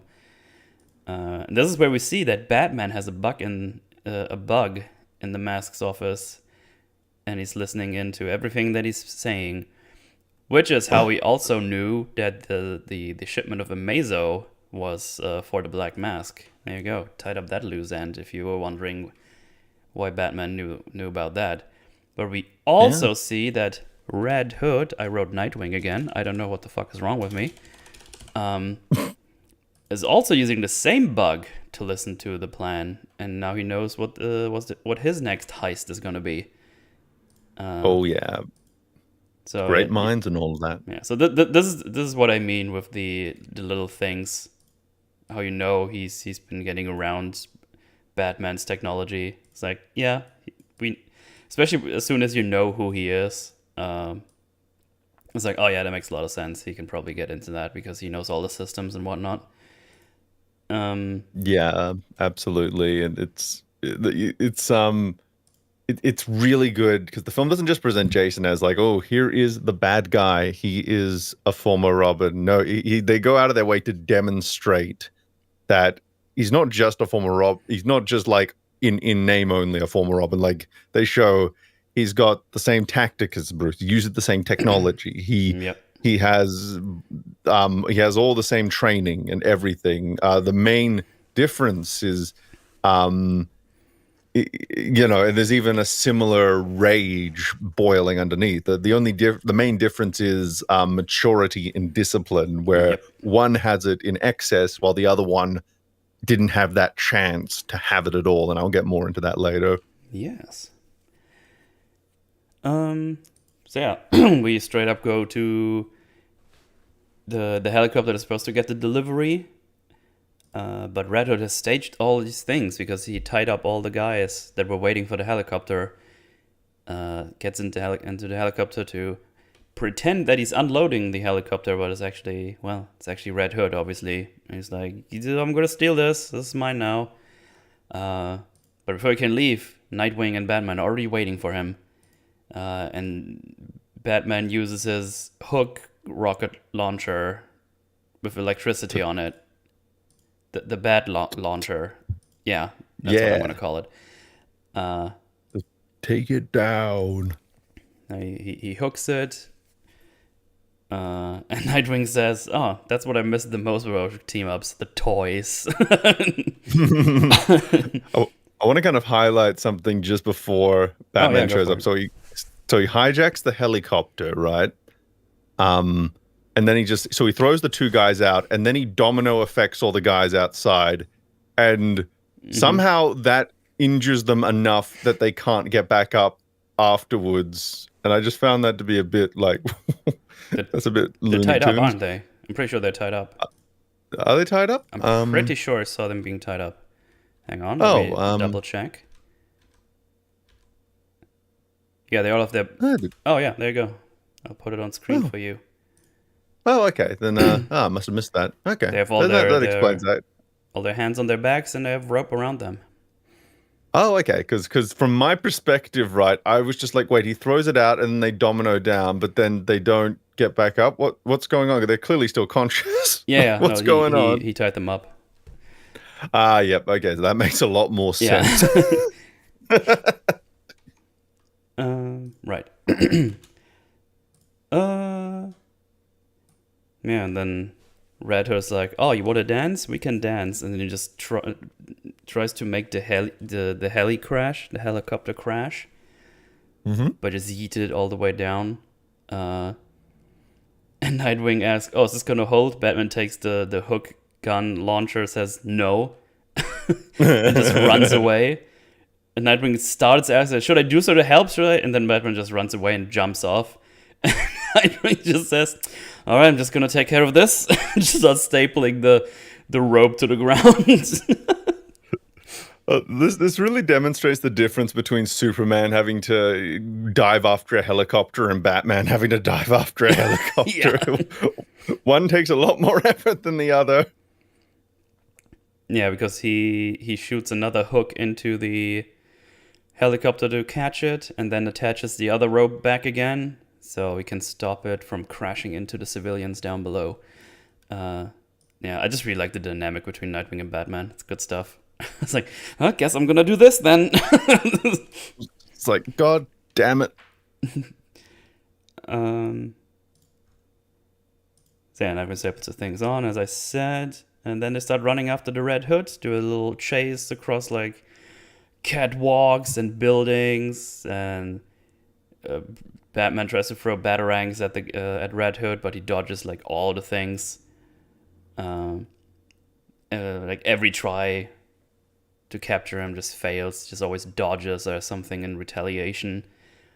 Yeah, he does some very interesting, very Boy Wonder-esque flips in there. Yeah, Just he a does. little subtle clue there. Even when Batman throws a batarang with a rope to catch him, he just cuts it up before it can go tightly around his not his wrist, his leg.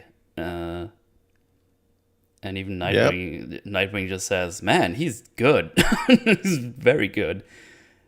Yeah, he just counters everything. He knows exactly what's going to get thrown at him, and he's like, I think the grapple one was just what really impressed me on the second watch through. Even before we get to the analysis scene, afterwards, I just saw that he before the rope even like tightened, he was immediately just went, "Oh yeah, I know this. Snap. Yeah, Got to try harder than that." Yeah. And when Nightwing finally thinks they got him cornered, Red Hood just does some crazy acrobatics all the way down to like a train station, and Nightwing just says, "Oh, it's very impressive," and Batman just like, "Nothing we haven't seen before." It's Nightwing. Oh, you have no idea. And Nightwing immediately says, "If you say so." They follow him. Yeah. Again, there's a subtle little thing of just like, yeah, you are right, Bruce. It is nothing you haven't seen before. Wink, wink. Right. Follow him down, but Red Hood put a little explosives there as a little trap to stop him. So was he just carrying those on him? Because I see the size of the explosives, right? And then there's the amount of pouch space that Red Hood would have. And I'm just wondering, like, do you just carry those everywhere with you? So he either had those around, but I don't know where, or he had those here and was deliberately trying to get them here. Maybe it's I don't know. I'm not sure how these got here.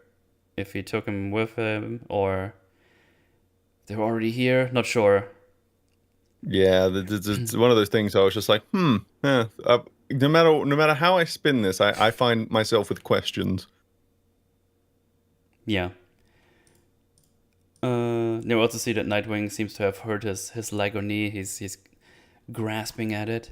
I thought you said Lego knee for a second. What? I thought you said Lego knee for a second. So, like his knee made of Lego. Leg or knee. Maybe I said it was a Lego knee. He hurt his Lego knee. Bruce, my Lego knee. Can you 3D print me a new one? This one hurts. It's like there's a biological, like the two the top and bottom are like just biological, but just the connecting knee is made of Lego, and he lands on it wrong and it just breaks apart. Yeah. Oh man. Yeah, and then Red Hood is on a motorcycle that he has here as well. So I guess he did plant those things here. Yeah. I guess, yeah. And then Red Hood says, "You haven't lost your touch," and then he drives off into the night of Gotham. Gotham City. Gotham City. Do do do do do. Boom. And now I need to do more loopsties. I like loopsties. Loopsty. Especially on the roller coasters. There's a thing called a euthanasia coaster, which is like a theoretical Oh no. roller coaster that would be used to send the elderly who want to be uh, killed into their good night with G forces. Okay, keep it light. I will always keep it light here because the forge is keeping me bright. Oh, very good, very good. So yeah, now we're back in the Batcave. They review the footage, and Nightwing still points out how impressive Red Hood's moves are, especially when he cut the rope before it went tight. Yeah. He must have been trained well. And then Batman points out, yeah, and also the knife. It's like, yeah, what's wrong with the knife? Well, do you know any normal knife that can cut my lines? He's like, no, I don't. Could you imagine this in Batwoman? They would just not even think about that. They would just have a knife, a regular knife, just be able to cut it. But here, it's a Butter fucking knife. plot point. The butter knife. It wasn't calibrated. It wasn't calibrated for... God! Oh, the pain! So bad. But here, it's a fucking plot point that something is strong enough to cut Batman's line, which, as it should be, it should be. Then Nightwing tries to stand up. Alfred is bandaging his leg. And Bruce tells Alfred to bring him home. It's like Nightwing says, I can still help. And Bruce says, you already have. Thank you. Rest up now. It's like, okay. And then Nightwing points out, did he just thank me? Alfred says, appears so. Nightwing just says, weird. This is fucking... What I really like about this, right, is because we're about to go into flashback mode. And it's a funny... You lined that up perfectly with the fade in to the flashback just now. Oh yeah, I was quite happy when I was seeing what visuals were happening as I was saying that. That was a nice one. Good stuff. Yeah, but I was thinking just like as I was watching it, I was thinking like he's being very nurturing to Dick, which I like. I like that Bats has that. He's nurturing to Dick. Oh, good. Of course, while I was drinking something. Nurturing that dick.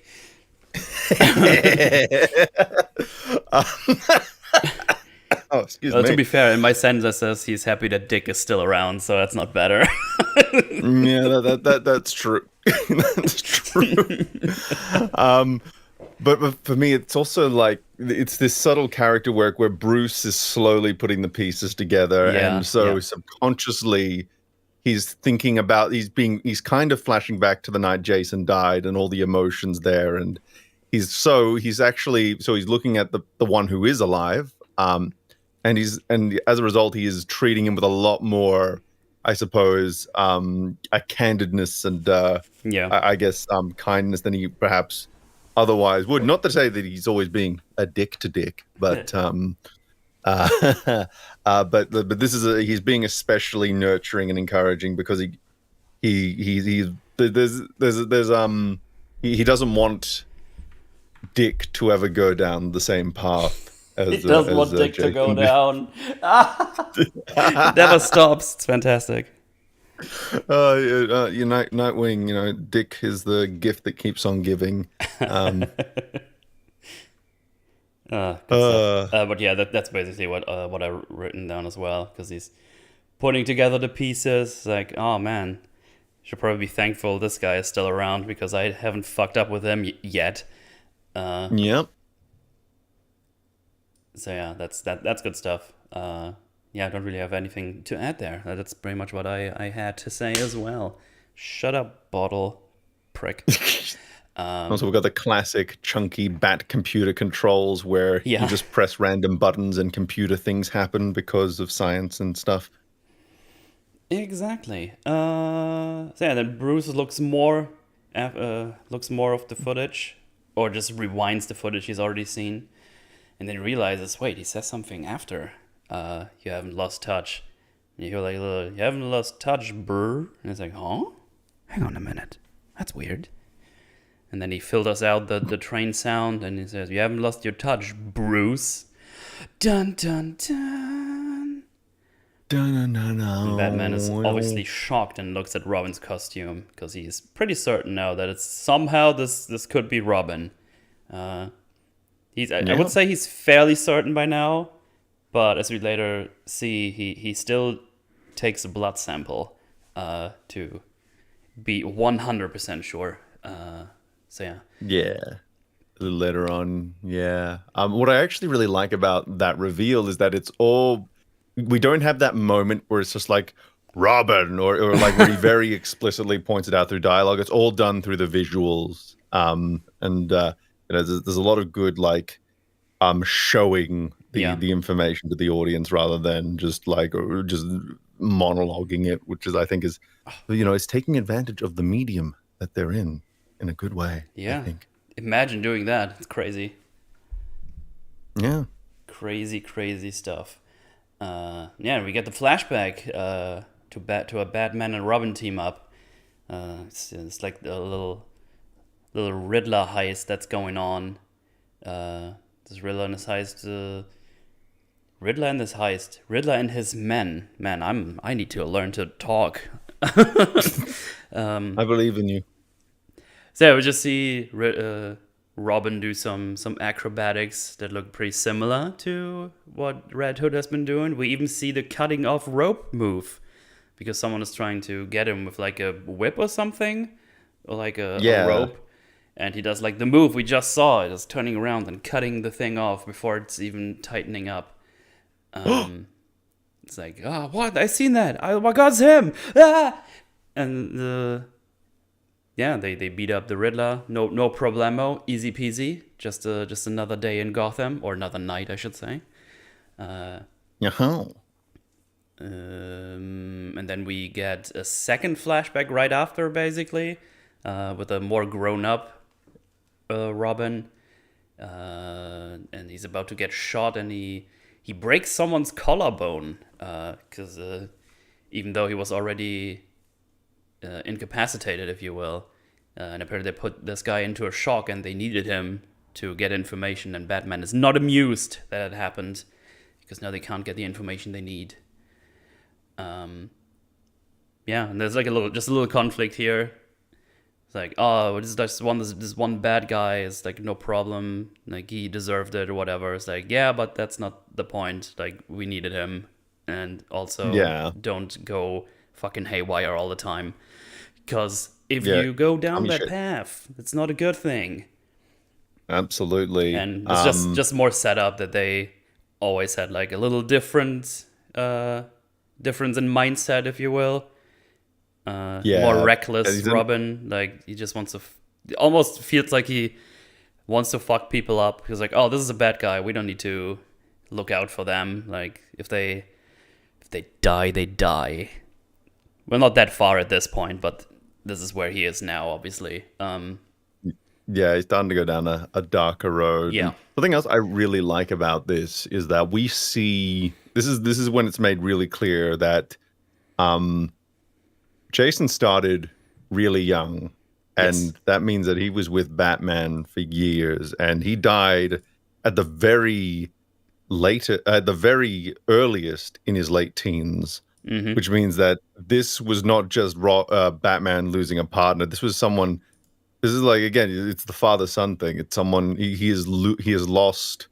That the blow of that death would have hit extremely hard, and it would have meant a lot to him. And it shows just how deep that must have cut.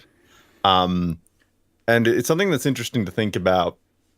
Is that because he was probably in his teens, he's probably going through that angsty phase, and that's where he's becoming more brutal and out of control. He's very much got more of that inner rage and turmoil than perhaps even Dick did when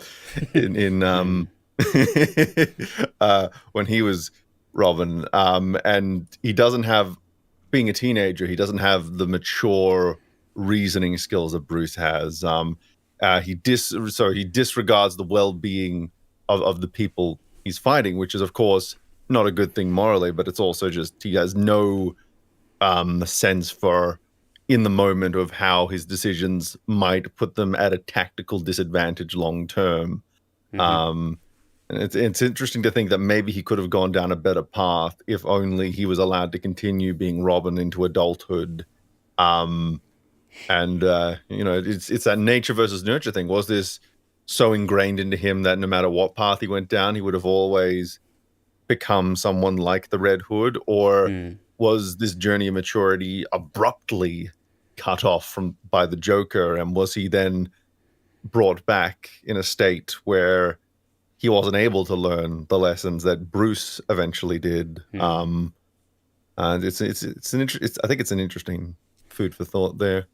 Yeah, we get more on this later when Batman returns to Gotham and we get to the final Schleem. Because he talks about exactly that. And it's quite nice. Yeah.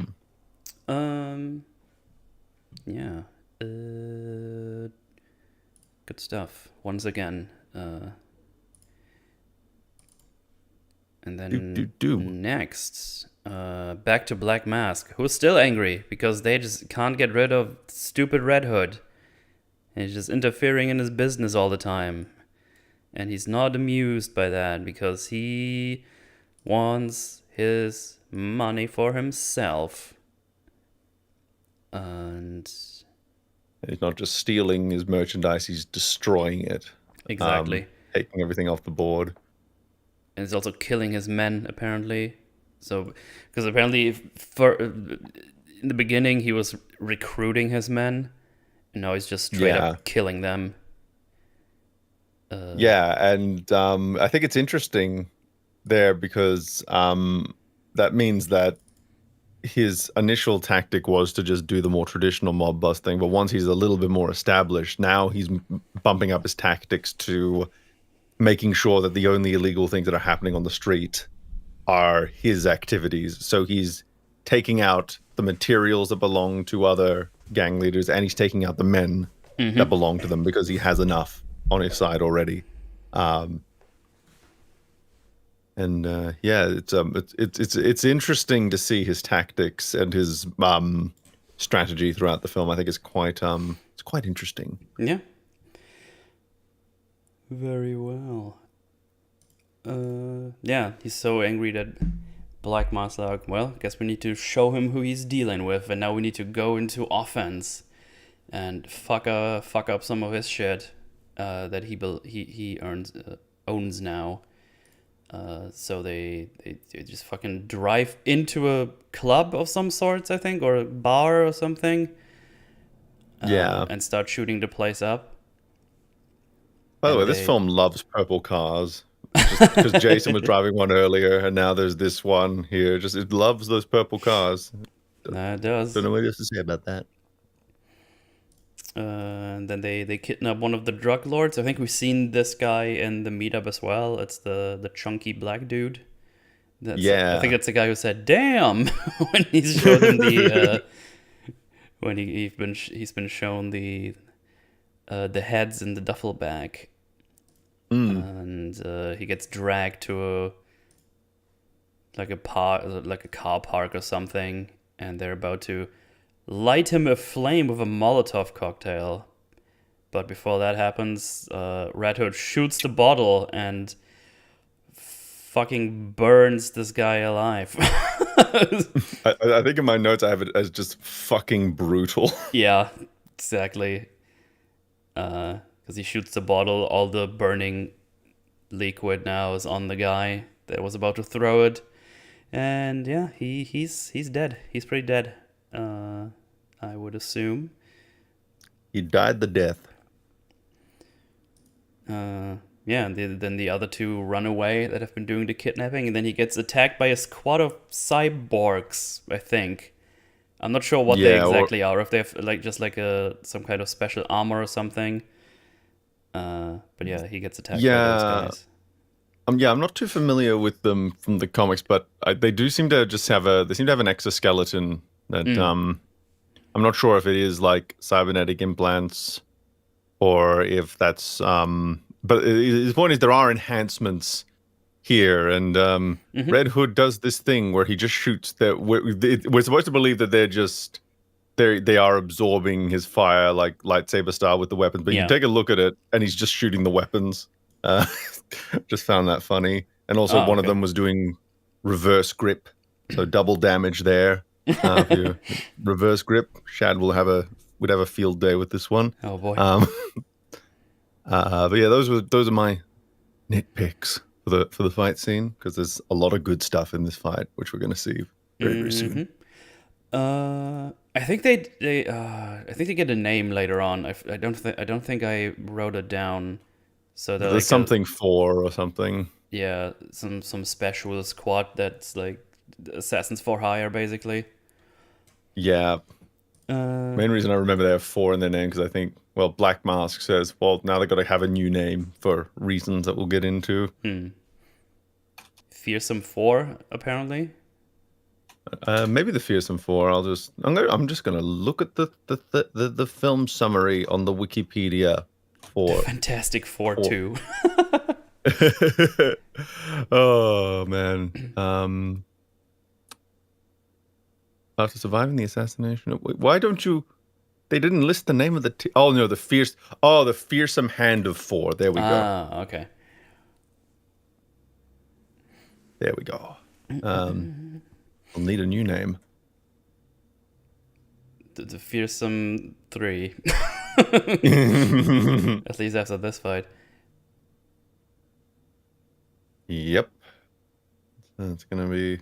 But yeah. So they start beating the shit out of the Jason Todd, and he's all like, "Oh my god." Oh my god, you guys have all this power, but all you do is kill people for money. And just like, isn't that what you do? It's just like, No, no, shut no, up. it's not. And I find that really interesting because again, we're getting just through his reactions to the scene. We're painting a picture of his motives and his philosophy, that he doesn't just see this. His money is not the thing that's important to him. It's about specifically what he's doing. And it also just gives you a glimpse of his larger plan as well at the same time, that it's this isn't about the money. It's not. He is serving. He has a larger scheme here, and the money, any that is made, is just a means to an end. Yeah. Do I have anything for the fight? No, I just think I just wrote down they did a team up, and then Red Hood kills one of them, which Batman is not amused by. Yeah, I got some stuff for the fight. So Yeah, go for it. I didn't write anything specific down. I think it would have been nice if Red Hood would start to shoot them in the face where there's no armor. That would have been nice. yeah, that would have been nice. That would have been very nice. So maybe I missed something, but he says that he's letting them beat him up because he's just stalling, waiting for yeah. Bruce. And I'm just like, this is a bit of a Batman gambit where he's, I'm gonna mention the term Batman gambit a few times. Okay. So it's a trope which basically says it's like Bateman's. It's like a play on words from Bateman's Gambit. But so the Batman Gambit is the idea that someone executes a plan with the knowledge of knowing exactly how all the players will react. So they've got a very good knowledge of all the players involved and know exactly how they'll react to certain given actions, which we'll get really two good examples here. But for this one, he's kind of and unless there was something I missed, he's kind of relying on the fact that Bruce will detect the fact that there's violence in the area and show up as Batman, which of course the violence in the area could potentially attract him, but I don't think there's anything established in the scene that indicates that that Jason had a guarantee that Bruce would show up. So he's kind of just. It feels like a bit of a roll of the dice there, a bit too much of a roll of the dice there. So that's kind of that's my observation about how he arrives. And what I like about this fight scene here is that what we see is we see, of course, that much like Nightwing and Batman before, we see them fighting in unison. This is the same training. This is the same set of skills being utilized. But with Batman, he's very tactical. He's very efficient. He's just trying to get the fight done. He's using all of these little mini rockets to just very quickly take them out of the fight. He uses one to send one of them up into the air, and I pray that he knew the limits of that armor when he made that move. But meanwhile, Jason, he has Batman's skills, he has his tactics, but he's also got something that Batman doesn't, and that is cruelty. He wants to inflict damage. He wants to not only take them down, but he wants to make sure they really hurt. So he's using headbutts. He's making sure that, they probably lose a few teeth beforehand. He's making sure blood is spilled, and he's just being really aggressive. And of course, that culminates in him just fucking exploding the guy's head with the taser. And then we go right back to the divide between Bruce and Jason Todd, the difference between the two men who are so similar in many ways, but one went down a far darker path than the other, and we're going to explore that. Yeah.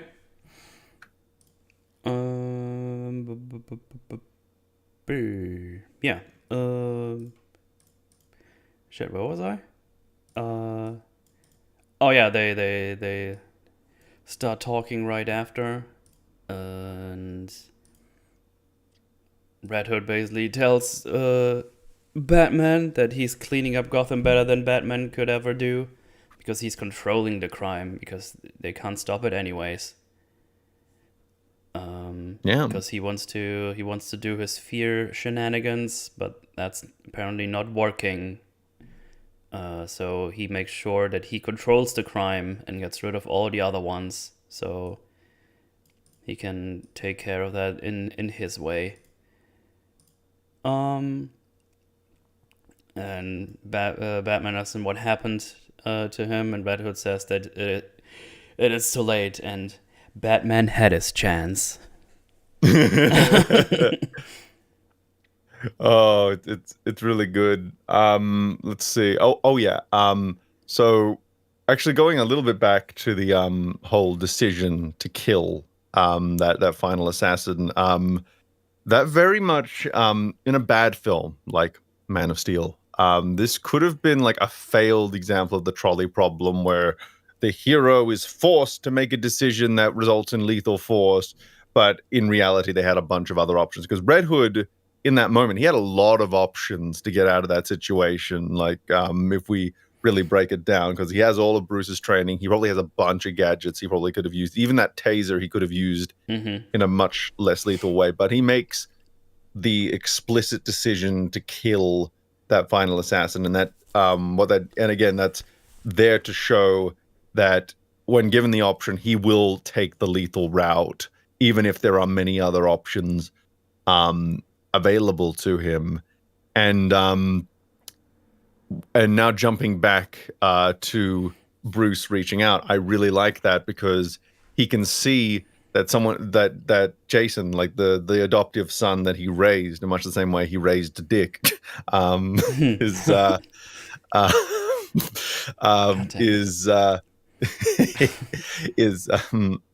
he is lost, he is damaged and hurt, and he wants to know what happened, and he wants to he's not trying to scold him at this point. He sees that he's down such a dark path that what he really needs at this point is compassion and understanding. So ever the dad, he just reaches out and says, I can help. Just tell me what happened. We can get through this. Of course, Jason knocks back the hand and decides to just evacuate. Yeah.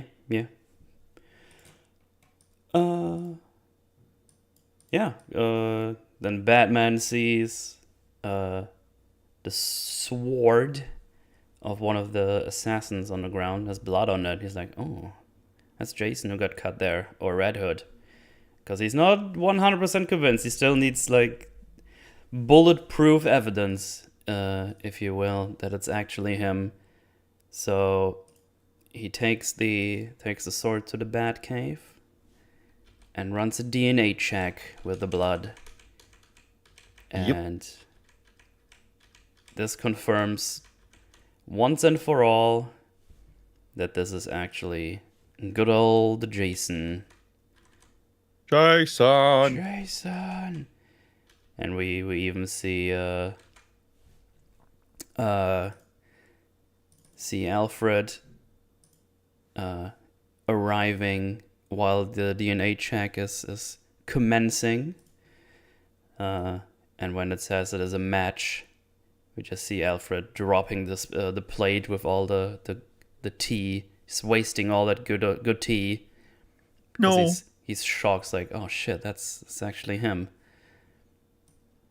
Yeah, I think I described Alfred's reaction as gut-wrenching. Yes. No words, just shock and sorrow.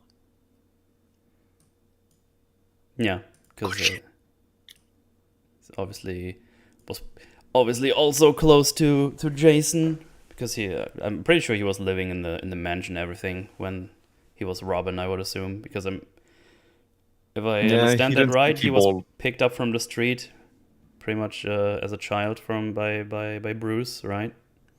Yeah, I think from memory, I think the only Robin that didn't initially live at Wayne Manor was probably Tim Drake, and that's because his dad was still alive when he started being Robin. So he had actually a functional family dynamic, and he was the only.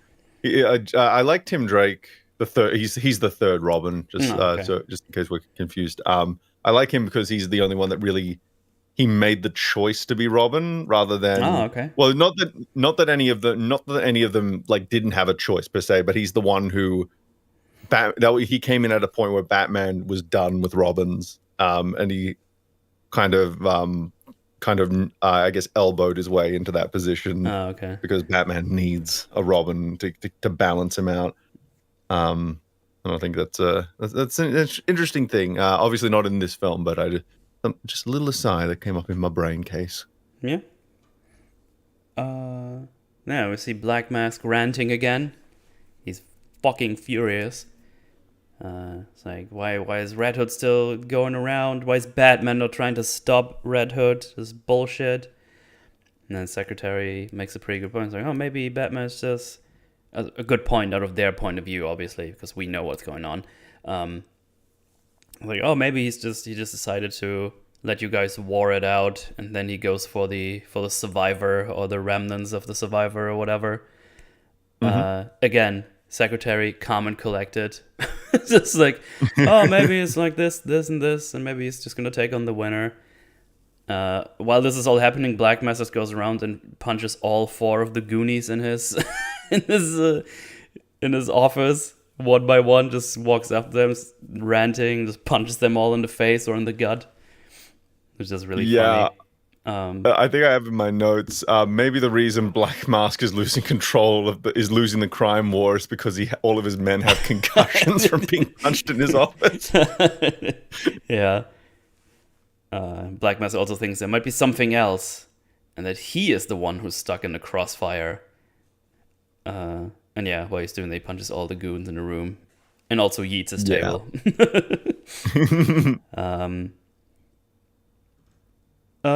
So he goes to the window where he's still ranting. Then he just sees that a red dot appears on his face, or on his body rather. And then sees Red Hood across the street on the roof with a big ass rocket launcher, just waving at Black Mask. And he's like, oh, and just starts running away.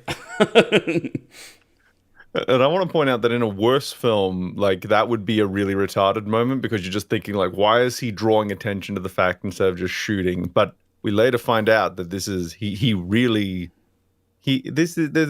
a reason that Jason was allowing him the time to get out of there before shooting. Let's just say there is method to this little bit of to the game he's playing here. Yeah, and then he shoots the rocket launcher. Everything is up in flames on that floor.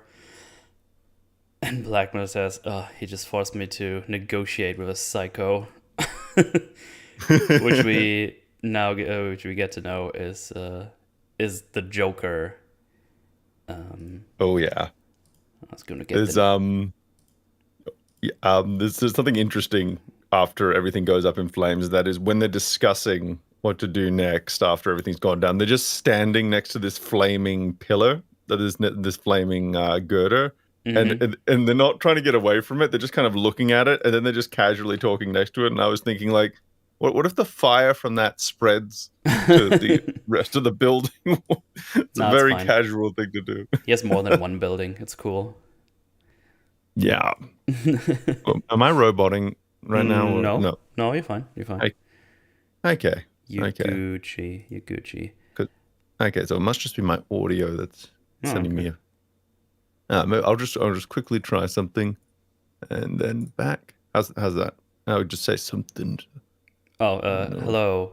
Testing audio for Meme. Huh. That is very, very weird. Huh. Because you sound fine to me. Like, it's all good. Yeah. That's weird. I'll see if I can. Cause. Oh, good God. It's very odd. Is it just Discord that's doing that? I'm gonna just play a sample clip. Play the sample clip. Yeah. Because I just want to just make sure that this is how far I got to. Oh, good God. I might need to restart very, very quickly, because otherwise I'm going to have all this distortion in my ear. It's going to be a very difficult. So that's chat. Abuse yourself. Oh boy. In like the meantime. Do it. Ba-da-ba-ba-ba-da. Hey chat, what's up? We're alone now. Meme left us. He told me he hates you all. Every single one.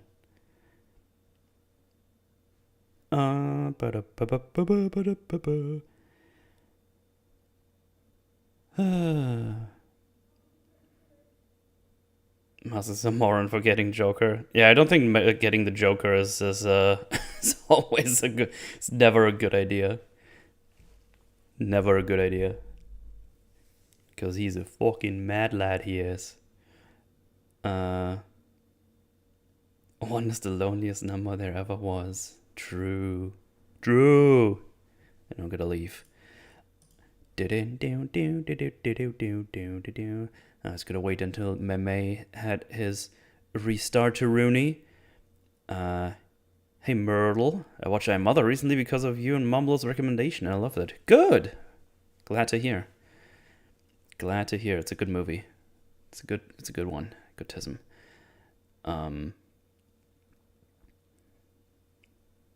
It's a good tism. Oh no. Only reason I can think of for getting Joker could be his rep for killing Robin, but there's still loads of better options. Yeah. I wonder how tight it's gonna be. It's weird that he would go for the Joker and not anyone else.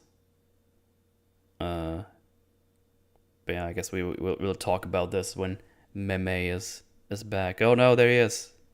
Quick, delete the mean messages.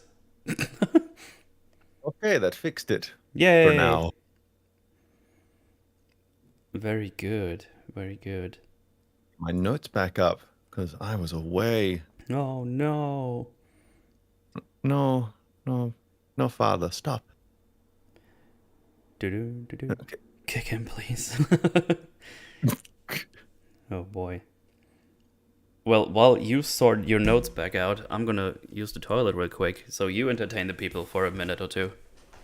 Okay, I can do that, I think. I think I'm capable of this task, I hope.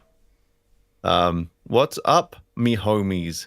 How you doing in the his house? Here is Meme Homie G, here with your sick-ass beats from by Dre. You feel me, your boy, you know, the guy.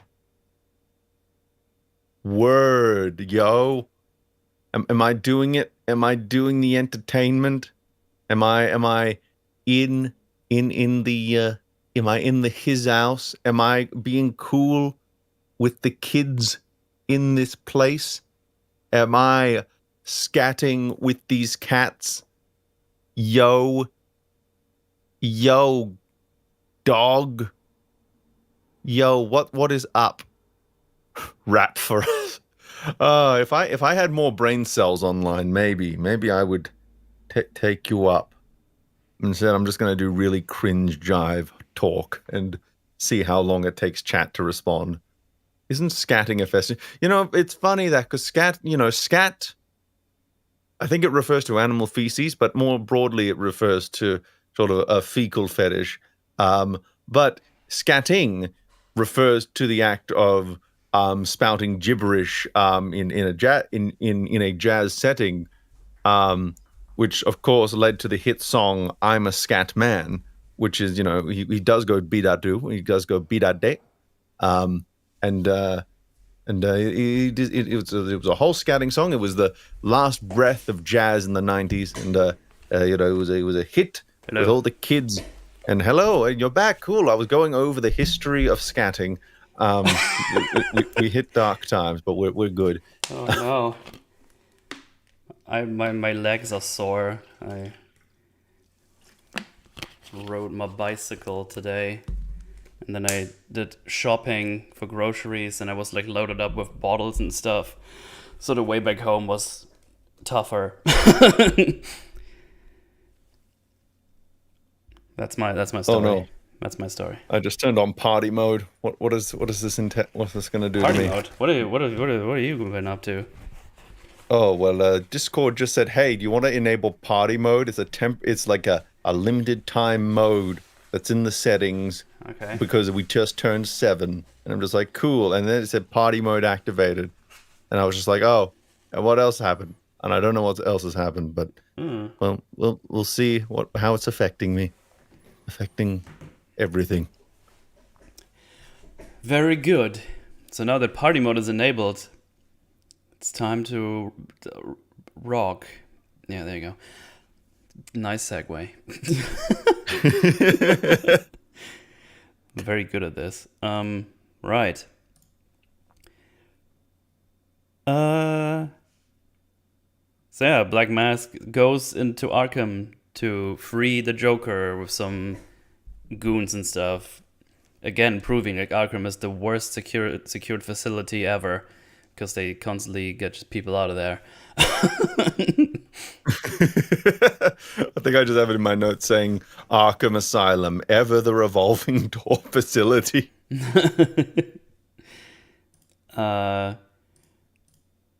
Right. So, he gets the Joker out with those masked men. And then, before we get the conversation between the two, we see Bruce checking out the grave of Jason Todd. Yeah, just to be certain. Yes. Oh, also okay. I thought you were about to put in here something. Yeah. So he finds see if the body is still there, and then he opens up the casket. It's like, oh, there's the body. I like that Alfred says, "Oh, see, the body is there. It's all good." And I was like, Alfred, my dude, this thing has been in here for 5 years. The body is fine. Something is not okay. Look, we did not embalm Jason, Alfred. Yeah, and then it's like, foolish of me. This is not flesh. This is some high-end latex. I think he calls it. Yeah, it was something like that. Have we talked about joke that? So we've gone. Is the Joker Black Mask interrogate? That's after this. Yeah. Okay. We see them getting him out, or starting to get him out. And then we get the Tomb Raider Batman scene, and then we get the conversation. And yeah, then Bruce is very upset. It's like, it was careless and stupid of me to not check the body when they came back. And then he goes to leave to talk to the guy who did this, as he said. And Alfred says, "It's not your fault. It's all good. It's not your fault. It really isn't." But Bruce is it's a very really upset. good emotional scene. He's like, the one time I didn't check something properly, things go wrong. Yeah, it's I have questions about how well I'll leave it for when we get the full explanation. Yeah, yeah.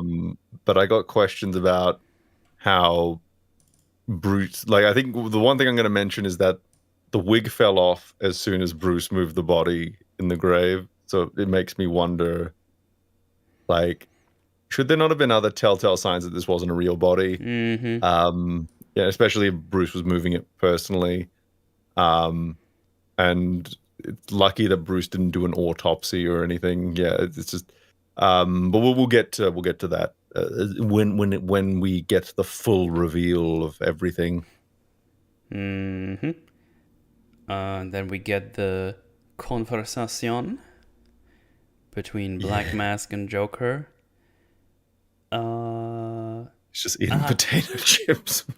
Yeah. He's eating his potato chips.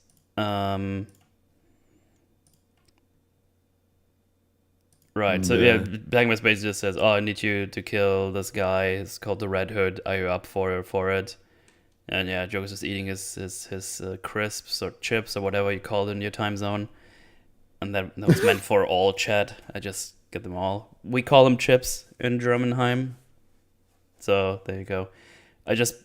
These days I just put crisps / chips just to be sure. Yeah.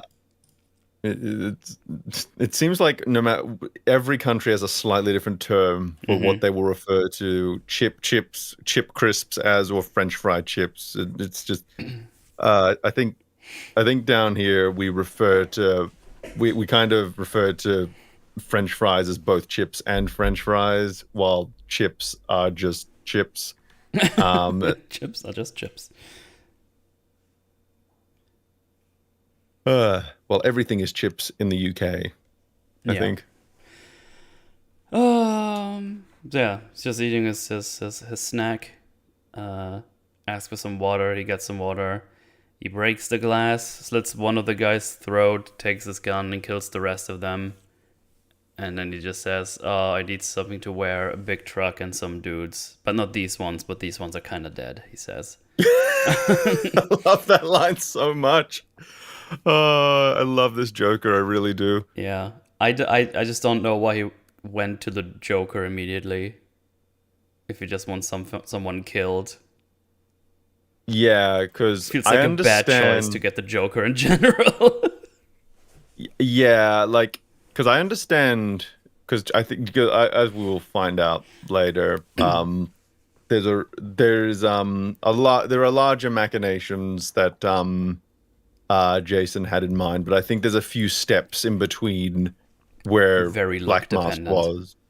Yeah, because what I would have had is that he gets out a few more of Batman's villains. Yeah. Like you work your way up the totem pole until eventually you get so desperate that you end up with the Joker, rather than just going straight to the Joker. I think that would have been a better way to go about it. But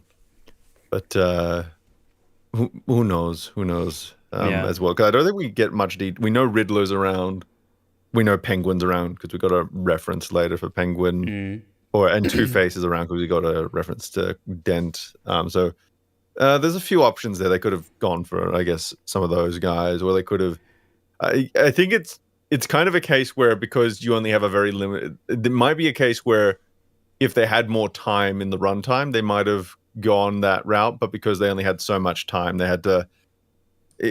Certain plot issues here. I do wonder if they are a result of the fact that they were not allowed to go much longer than 90 minutes at the very most, but usually it was more 78 minutes or something like that. So it does make me wonder if it's a victim of just circumstance there, but it's worth mentioning nonetheless. Didn't Joker kill Robin? Seems a fair reason to go to him. They don't know this is Robin. They just know this is Red Hood. Yeah, there's only Batman no really knows that he is Robin, and Alfred, and maybe Nightwing by now. Actually, no, Nightwing is just out. I don't even know if he's in the know. Because Yeah, I we don't got know if he would everything have Nightwing known. related already out of the way now. We just get a Yeah, little and conclusion Ra's al scene. Ghul knows, but he's Yeah, not a player in that Black Mask would have access to. yeah. So yeah. My notes disappeared. Come back. Oh, there you go. Yeah. Batman. We then see that Batman pays Ra's al Ghul a visit, and this is where we learn that he was the one who hired the Joker in their last war against each other. I think he calls it specifically. Yeah. But his idea was just to create a distraction, a wild goose chase. But he underestimated the Joker and his madness, and he killed the boy, which very much wasn't his intention. And then he explains like, oh, I've been on this world for 6 decades or something, because he has the Lazarus pit where he rejuvenates every 60 years or whatever. I don't know. He doesn't specify. I'm just guessing. Yeah. Yeah, in an attempt to make it up to Batman almost, because he didn't want anyone to die needlessly. Because so from what I get, Ra's al Ghul does kill, but he doesn't kill unless it's for a greater good or something that benefits him. Yeah. I think is the idea. Yeah, I've actually got a lot of stuff to say about this version of Ra's, because I actually find him quite compelling for the small amount of screen time he has. So let's see. So Yes, they could have Chad, I easily meant just 60 years. I'm sorry, okay? Shut up. You know, I did Stop bullying me. Mr. Super Black Tall Man, don't worry, I'm gonna get to how Jason came back in the comics, because I have okay. to tell him about that. It's Oh, gonna boy. be great. It's gonna be great. Don't look at chat, spoilers. Well, I'll get to that, but first I want to talk about it'll feed into this race stuff. So firstly, they could have easily just made Ra's a two-dimensional villain and given him some contrived reason to bring Jason back, but instead they go through the effort of giving him a moral code, and making him, he's not someone who's above mass murder. Wait, He's hang not on, someone. hang on. You're still wrong. Not 60 years, 600 years to German. Yeah, he's been on this planet for 6 decades, and I said he's probably rejuvenating like every 60 years is what I meant. Yeah, so 6 centuries. Yeah. So yeah. Yes. There you go. So yeah, there we go. I just love that he just casually says, "I was in the midst of toppling the economy in Europe." Yeah, I was like, hang on, you did what? And it's just like, oh, good old Ra's, just casually meddling in the socio-economic powers of the world. That's my Ra's. And so he's someone that's not above mass murder. He's not someone who's above, doing incredibly. Oh, I'm retarded. Don't mind chat. Don't mind me, chat. It's fine. Yeah, it's all good. We're all a little retarded in our own ways, I think. It is what binds the world together. Is just a little bit of, it's that string of retardation that binds us like the web of life. I just did a bunch of gestures that no one saw, but that's okay. I saw them in spirit. Yeah, I think that's the important thing. But yeah, he's toppling the economy, right? Go ahead. Yeah.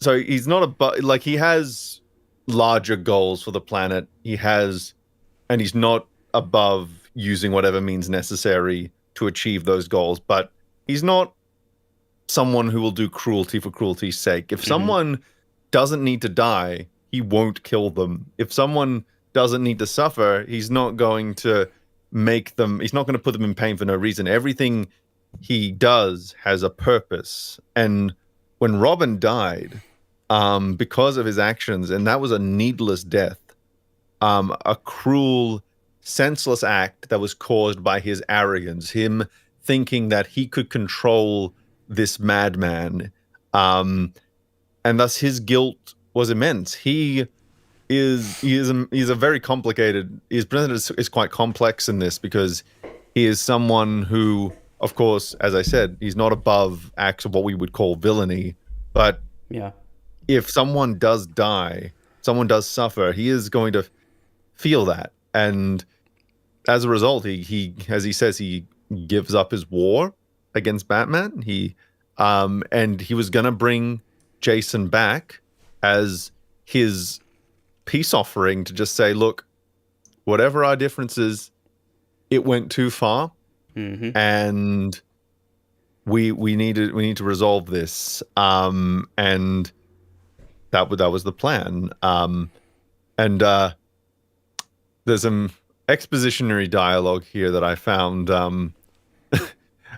found it a bit clunky. Like we've had some exposition. Like I like Raish's motivation, but there's just some, because this is a very exposition heavy scene. We have some stuff here that needs a bit of a repass. So because this is part of my notes here, I think the exact line was, "I have walked this earth for nearly 6 centuries. As you know, I achieved this by bathing in the rejuvenating waters of the Lazarus Pit." So we have the, here is knowledge that you already know, but I have to repeat it for the sake of the audience.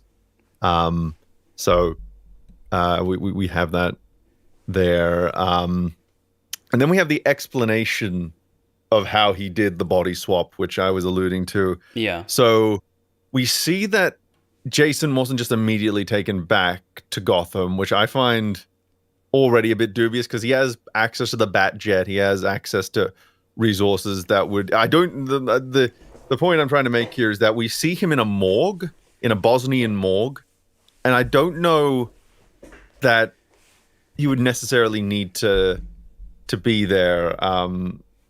And well, the reasoning was they came here under the guise of Bruce Wayne and their real names, like they were doing a business trip.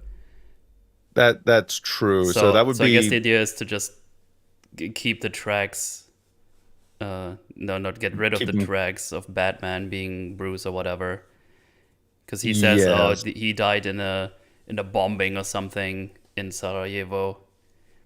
And I guess then he went the official paths with the body, I guess, just to make that right. So there's no inconsistencies in that story. That's how I understood it, at least. I think that does hold off, though. I think there's a part of me that's just like, would Bruce really allow him? At least wouldn't he keep tabs on the body in some way or another? Like the fact that a whole swap happened there is a bit like, and then I think what what's that? Oh, just had a hiccup.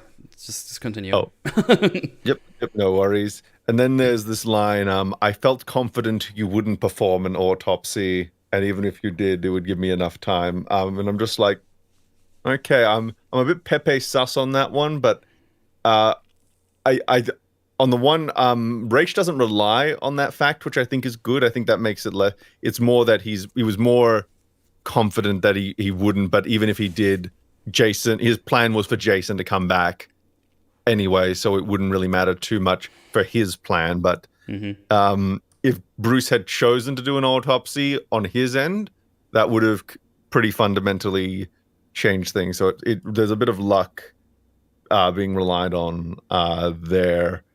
And then, of course, Jason comes back and he runs out, and it's implied here that he came back damaged, quote unquote, and then he jumps out the window, and I question how he survived that fall. That's a big question mark for me as well. Because he says he came back damaged, but in what regard? I mean, he was just yelling and being aggressive, but after the 5 years or whatever we see him now, he seems like okay. I think heightened his other part of the morality he has is like heightened, so he just wants to fuck shit up. But that's probably more because he's angry that the Joker is still alive when he figured that out in between years. So I don't even know if he's actually damaged. I guess they should have just restrained him better. Then he would have been fine at some point. Yeah, well, I think what we're going for there is there's a bit of ambiguity. Like they actually pointed out later in the film that there's some ambiguity there. Like Raish's interpretation is that he was damaged and he stayed that way. Yeah. But there's also the question of was he just frightened waking up in this strange place and perhaps the shock of being resurrected put him into kind of an animalistic state, but maybe that wore off in the meantime. Was it the pit that turned him that way, or was this just a manifestation of something that would have happened without Bruce's guidance anyway? Yeah. I think it's an Rage interesting question. Didn't know what happens actually because he never did this before. What's implied? It's like, oh, it's been said that they can bring back the dead, but I don't know at what cost or something along those lines. He says, I think. Yeah, exactly. Like he knows that they have rejuvenating properties that will take him from being incredibly old to young and rejuvenated again, but he doesn't know what he only knows the resurrection side from myth and legend, at least in this continuity. So the idea that he could be brought the effects of being resurrected, he has just got no clue, and all he really has to go off of is the fact that he just was completely wacko jacko when he woke up, but he never saw what happened to him afterwards. So we don't know if that was just a temporary fugue state, or if perhaps the pit did leave an impact. But I think it's good that they kept that more ambiguous, because that allows us to maintain Jason's agency while still having wiggle room for pit-related stuff. And I think it's better that we keep as much agency for Jason here as possible, especially with the final acts of this film. And finally, this leads to how this is an improvement from the comics, because the way Jason Todd originally came back from the dead is that a character called Superboy Prime. Oh, I know him. Because I read the things after we watched Snyder Cut. Yeah. Shit, was it comics? I think that was Final Crisis. Might have been, but there was like one issue in there with Prime Boy or whatever his name is. Yeah. So the idea of Superboy Prime is that it's kind of funny because he's supposed to be he first appeared on Crisis on Infinite Earths, and he's supposed to be like, this is the Superboy from Earth Prime, and back then Earth Prime meant, oh, it's the real world. So this is the Superboy from the real world, everybody. And then the real world got destroyed. Oh. So that was a bad day back in 1985 when the Earth got eaten by antimatter. That was a bad time. So that was a thing. But then Superboy Prime. So at the end of Crisis on Infinite Earths, he just went off into a little pocket dimension to just live a happy life. But then, he came back in an event called Infinite Crisis, which was a sequel to Crisis on Infinite Earths, and he was just looking at everything from his pocket dimension or something like that. I don't know the specifics, but I do know that he was looking at everything that was happening in the universe, and then he punched reality really, really hard. Oh, yes, they do. Yeah. Yeah, so he punched reality, and it caused a bunch of changes in the universe. Yeah, so he punched realty. Stop saying that. The panel out. So Superboy Prime punched reality. No. like the first thing that comes up in autofill when I type in Superboy Prime punches is that Superboy Prime punches reality. So that's the very first thing that comes up. So here is the panel of Superboy Prime punching reality in the face. So Superboy Prime punches reality, and one of the many things that changed was Jason Todd came back to life from the grave. So here we go. So Superboy Prime punches reality, and that resurrected Jason Todd. So that's how they did it in the comics.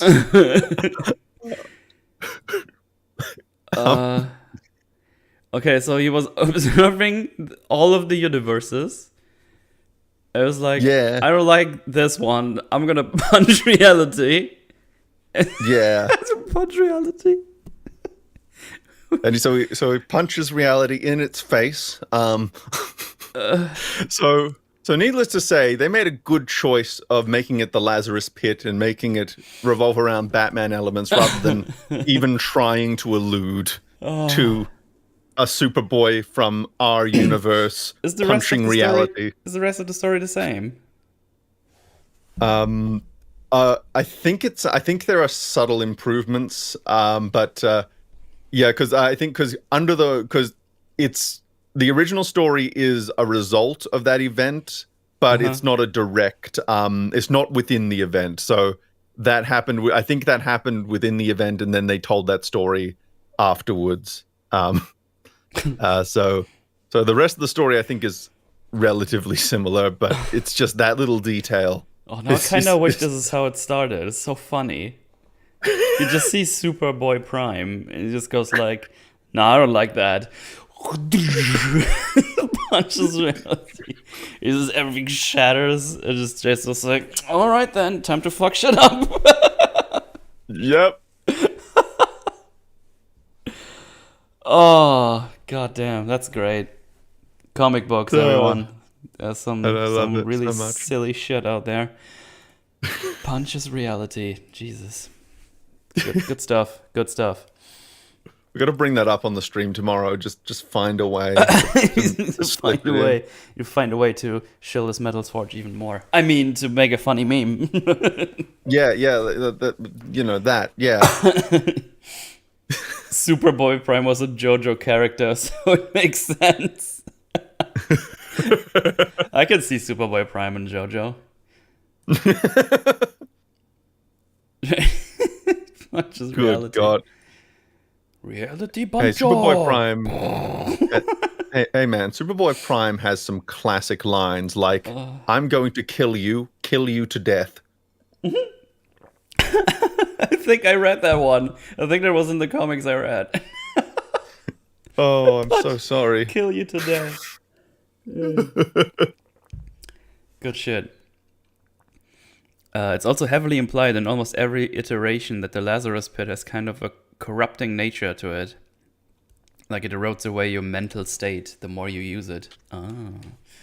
Yeah, and in various adaptations, usually at the very least, you come out of the pit needing to have some sense knocked back into you. But in this iteration, we just don't know.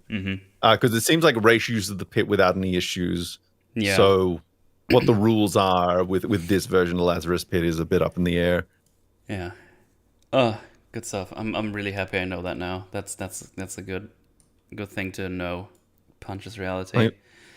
I even have another panel there which shows the universe resurrecting Jason that has that the energy wash over him from the punch. I need to set up something so I can show stuff like this on stream. I don't have something set up for this on this stream thingy. But yeah, it's basically just things going over his body, and he's just like, "Ah!" Oh my god, he's like half resurrected and half dead still. If I go by the panel, Yep. He's like, my legs! Ah! Rigor mortis, why? Man, I would be angry too. Fuck that. And then you see Joker still. I was like, this is bullshit. What the fuck? What the fuck, Batman? Bruce, you prick. Oh, man. So yeah, after Jason yeets himself out of the window, Raja Ghul and his army were searching for him for, I think, 6 months, he says, or something along those lines. Yeah, they just never found the body. They just gave up after about 6 months or so. And then he says, but I heard that you're having trouble. And when he turns around, Bruce is already gone. He did the Batman thing. Yeah. He's already Got on everything his he way needed. back home. All right. Time to do more loop-de-loops. Loop-de-loops. Do the loop-de-loops. Whoop, whoop. Dum-ba-dum. Loop. I just love that, like, when we had the bit of a tangent, but I just love when we had the whole pet death controversy, like, last week, and everyone was saying, It's just The oh yeah, just a pet. It's like, oh, okay. yeah, everyone was just going like, dead cats aren't traumatic. All I'm thinking is, I've got a fucking kitten on my lap right now. You guys, just stop. You sure it wasn't 6 decades? Hey, listen, okay? you stop that right now. The number 6 is going to follow you to your grave. When things like this happen, when the chat just bullies you, basically, there's like people out there that's like, it's mean, I did a mistake, yeah, I'm just gonna ban you now. It's like, just fucking enjoy the banter, fucking idiots. God damn it. Anyway, there's a random thought I have. You're not going to Hassan them? No. Only if Damn. they give me money. Then I Hassan them. For multiple months. Good. Right. Oh yeah, so now we get this the nice conversation between Alfred and Bruce or Batman. Because Batman is on his way back to Gotham.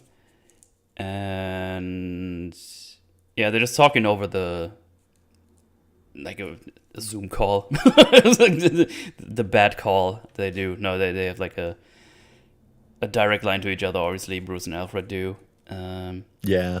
And Alfred just tries to ensure Batman that it's not his fault, and he knows that he sees Jason's death as his greatest failure.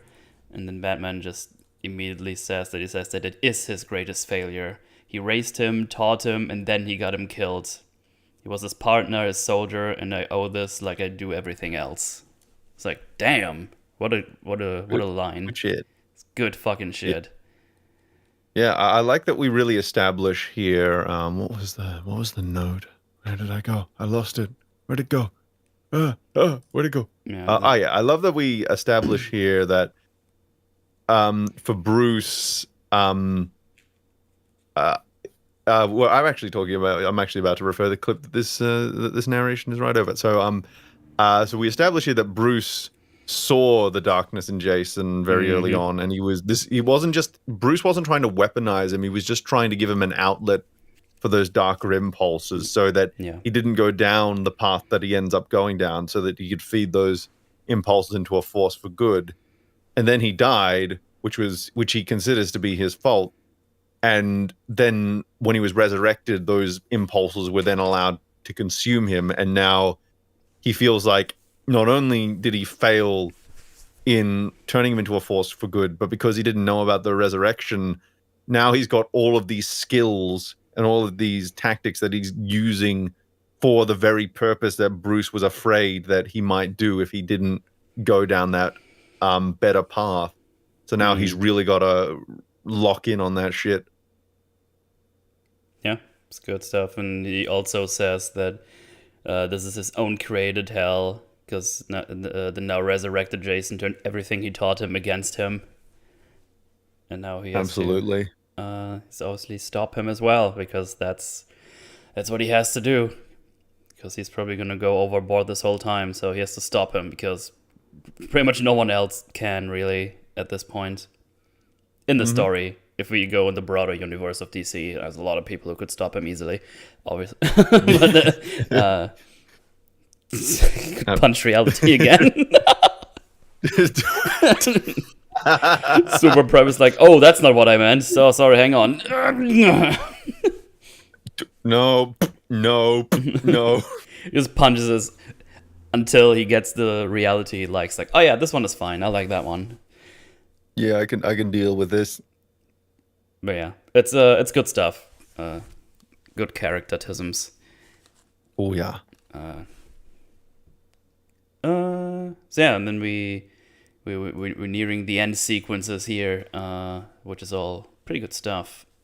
Also, because before they can continue their conversation, Alfred hears the newsfeed, and they hear that the Joker is doing some shenanigans on the bridge. And Batman is on that shit, because he tells him, listen to the newsfeed, and he's like, oh god, I gotta go there and do the things. And then we see the Joker block the bridge, and he put the whole drug dealer gang in the truck he requested, which includes Black Mask and the secretary, which is bullshit. You leave the secretary alone, you piece of shit. Yeah, and I love that. Just as Raish learned the same lesson, so too does Black Mask learn that Yeah, it is not a good idea to work with the Joker. I just love that parallel there. yeah. Um, and yeah, Joker's just talking shenanigans. I didn't write any specific things down. Just like I think everything he says just gold. It's just so good. Uh, Let's see uh, if I wrote down. I think I was writing down some quotes. I just got to make sure. Whoa, where's my place? I lost it. Fuck. yeah. So No. basically, No. Joker douses them with some gasoline, wants to set them aflame, and I think he pretends to not being able to turn on the lighter, because in his final line he just does it instantly. So I'm pretty convinced he was just pretending to. He was just waiting for Batman to arrive, basically. Yeah, I think that's I definitely a think. possibility. My question is like because there's some back and forth between Red Hood and Joker coming up, Mm-hmm. um, and the police are just there and they're not really doing anything while they're going back and forth. And I'm just like, Oh yeah. could you be doing more right now? Can I be honest? Because I you see all didn't these. even notice there was police there for some reason. I just saw Gordon. I was like, oh yeah, he's probably here. That makes sense. But while you said it, I saw like this whole SWAT team running around the bridge. It's like, oh yeah, they should have probably done something. Yeah, especially while he's distracted and the lighter isn't on. Like Yeah, there's you can at least wing, you can at least wing him, get the fucking lighter out of his hand, and then yeah. just tackle him. Should have been knee or something. Yeah, you got options. You got a lot of guns. Yeah. See, did so little. I didn't realize there was police there until you just mentioned it. It's like, oh yeah, right. There's like a whole SWAT team doing all the stuff. Um, Yep. yeah. Fortunately, a common thing. People just like just superhero stuff just forgets that police exists, and there's a lot of baddies, including the Joker, that are very vulnerable to normal guns and tasers and everything. Yeah, because what you want to do in this scenario is you want to just have the police try something, and then it's revealed that he has either he provides a reason for them to not go into action, Yeah. or alternatively, he has, I don't know, some kind of sci-fi thing or some kind of protection that stops them from being able to do something, and that's just a very quick like this is the reason we're able to have this conversation right now Yeah. in this setting. It's like Um, James wrote, you can't just shoot a mentally insane person that's ableist. that's true. That's true. They did take him right from an asylum, a psychiatric facility. You can't have those optics Yeah. on Bad on the optics. record. Yeah. Um so yeah, he gets the Red Hood's attention now. Jason tells him, "Oh, that's actually my plan. I all wanted you to be here. Uh it was his plan all along, that son of a bitch." And he knew that because he knew that Black Mask was the only one with the connections to get into Arkham, and was able to get the Joker out, so they could have their little reunion here. And Joker is visibly confused because he doesn't know this is Jason. He's like, "Oh, did we meet before?" He's like, "Oh yeah, we have. We And certainly I love have." it. It's just like, oh shoot, I've been played. It's just like there's almost like it's like a mixture of disappointment for his on his part, but also like just being impressed with the new player in town. Yeah, Um, and this is kind of what I meant by what if this film had a longer runtime, you would want them to go through a few of the different like criminals before ending up at this point, like just Jason and Batman constantly just taking down one option after the other until they get to the point where it's like fuck it, sick the Joker on him. He's the last resort here. mm, Um, but yeah, I think uh, outside of like the convenience factor that they went immediately for the Joker there, I can't think of too much wrong because I can imagine that Jason wouldn't have the resources to break him out, mm-hmm, but Black Mask would. So it makes sense that he would not only use the crime war as a way to control crime in his own way, but he would also have that motive to eventually get the Joker out on the street so that he can take him down himself. So that seems to line up for me. Did you notice any issues with that? with the whole plan in general. Yeah. Um, I mean, nothing on top that we already mentioned. Would have been nice to have something in between the Joker and the assassins. Because, yeah, Joker is just such a wild card. Especially when you see him kill your men right in front of him. It's like, oh, maybe I'll get someone else. You just killed them all. Yeah. It's probably, It's one of I don't know if you're actually going to be nice to me. yeah. No, I don't know, guys. I don't know. Then we also already talked about the him expecting Batman to get to a certain point in the earlier fight with the assassins. 'Cause Yeah. there's no guarantee he was actually there, unless maybe he thought because I don't know. I'm not completely convinced that he's that close for Batman to arrive, because even though there's those the fearful hand of four or whatever the fucking name was, I guess they're a pretty big threat to Gotham in general. So you could argue he was after them, he knew about them. But yeah, still, the timing is just too perfect almost. Yeah. I would say that the broad shape of the plan, the motivations behind it, and the larger machinations of what he needs to achieve it, I think they're sound, but there are certain details along the way that probably needed a little bit of refinement. Yeah, I would say so too. Yeah.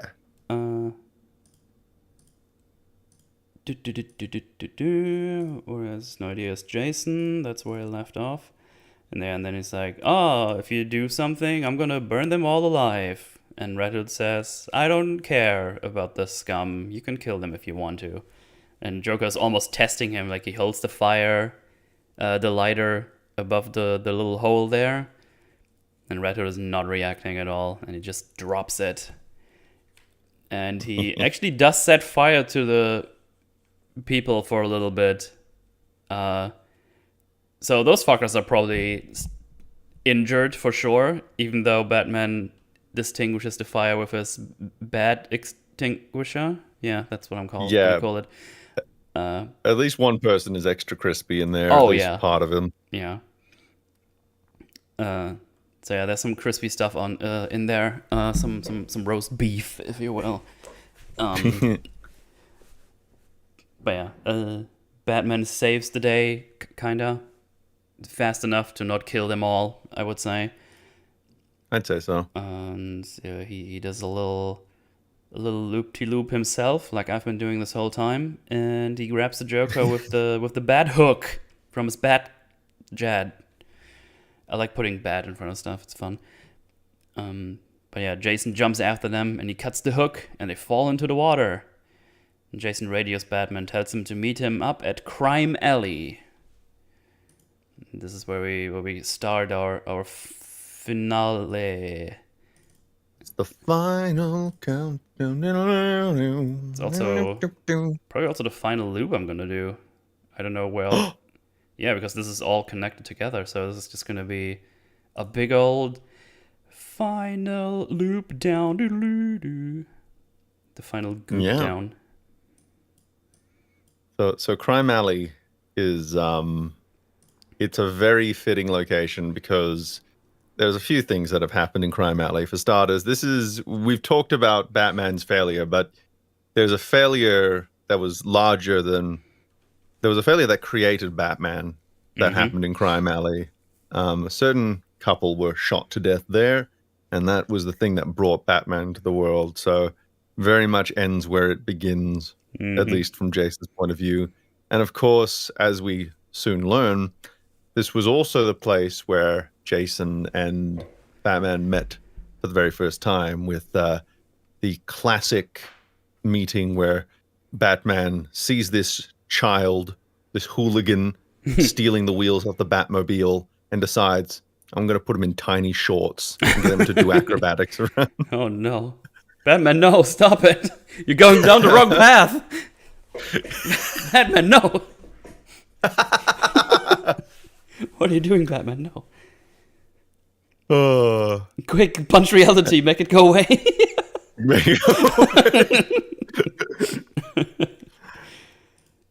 uh, And yeah. we're seeing another element of another difference between Jason and Bruce here, because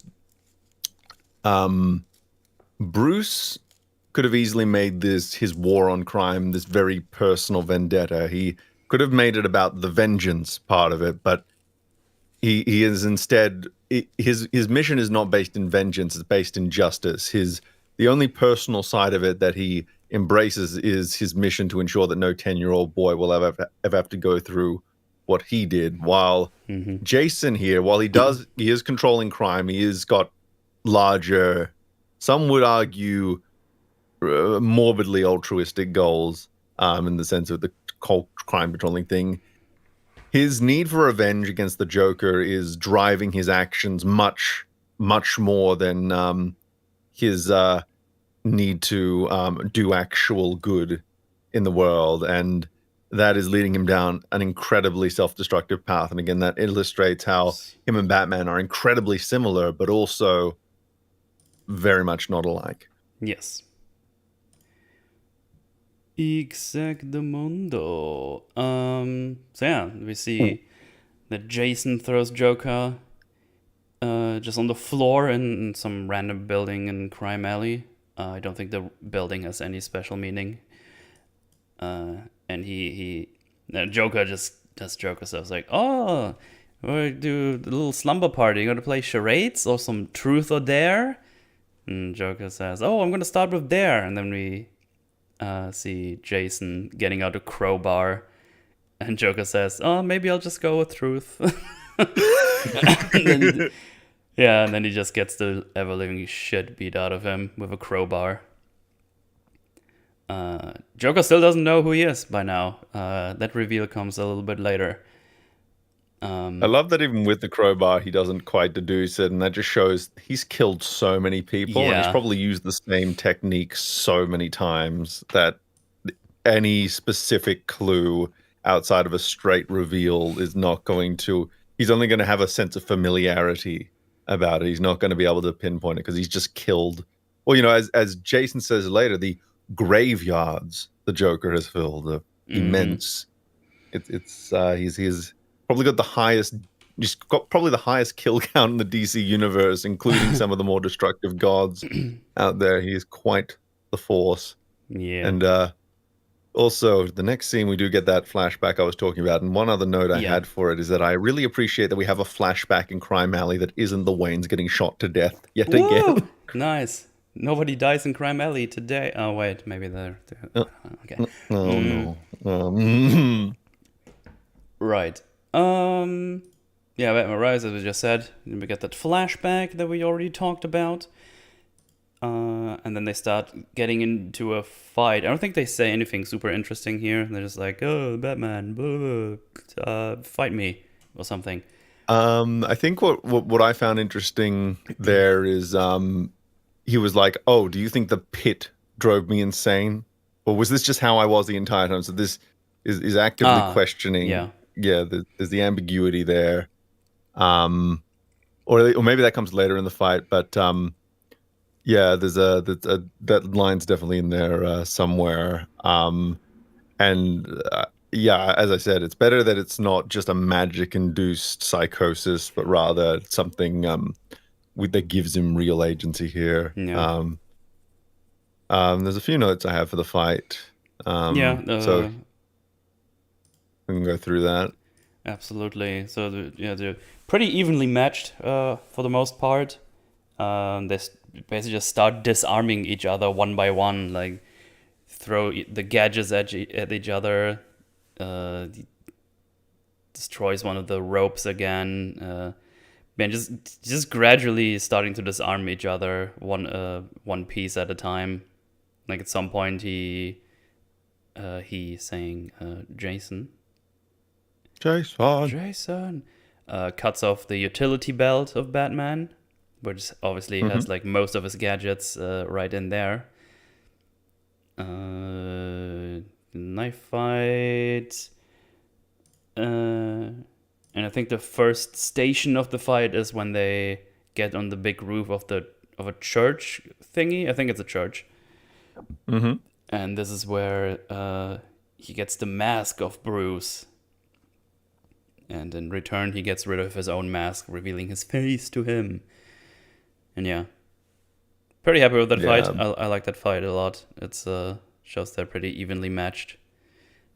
Yeah, but and we also don't have the problems with the power levels like in the other fights. So that's always good. Oh yeah. So some notes to that first part of the fight is Batman gets a lot of usage out of those mini rockets that we saw earlier. So Yeah. I like that he's using those. That there's not just something that he shows earlier on but doesn't ever use. He's using them to like blow forward the dumpster, for example. One little nitpick is that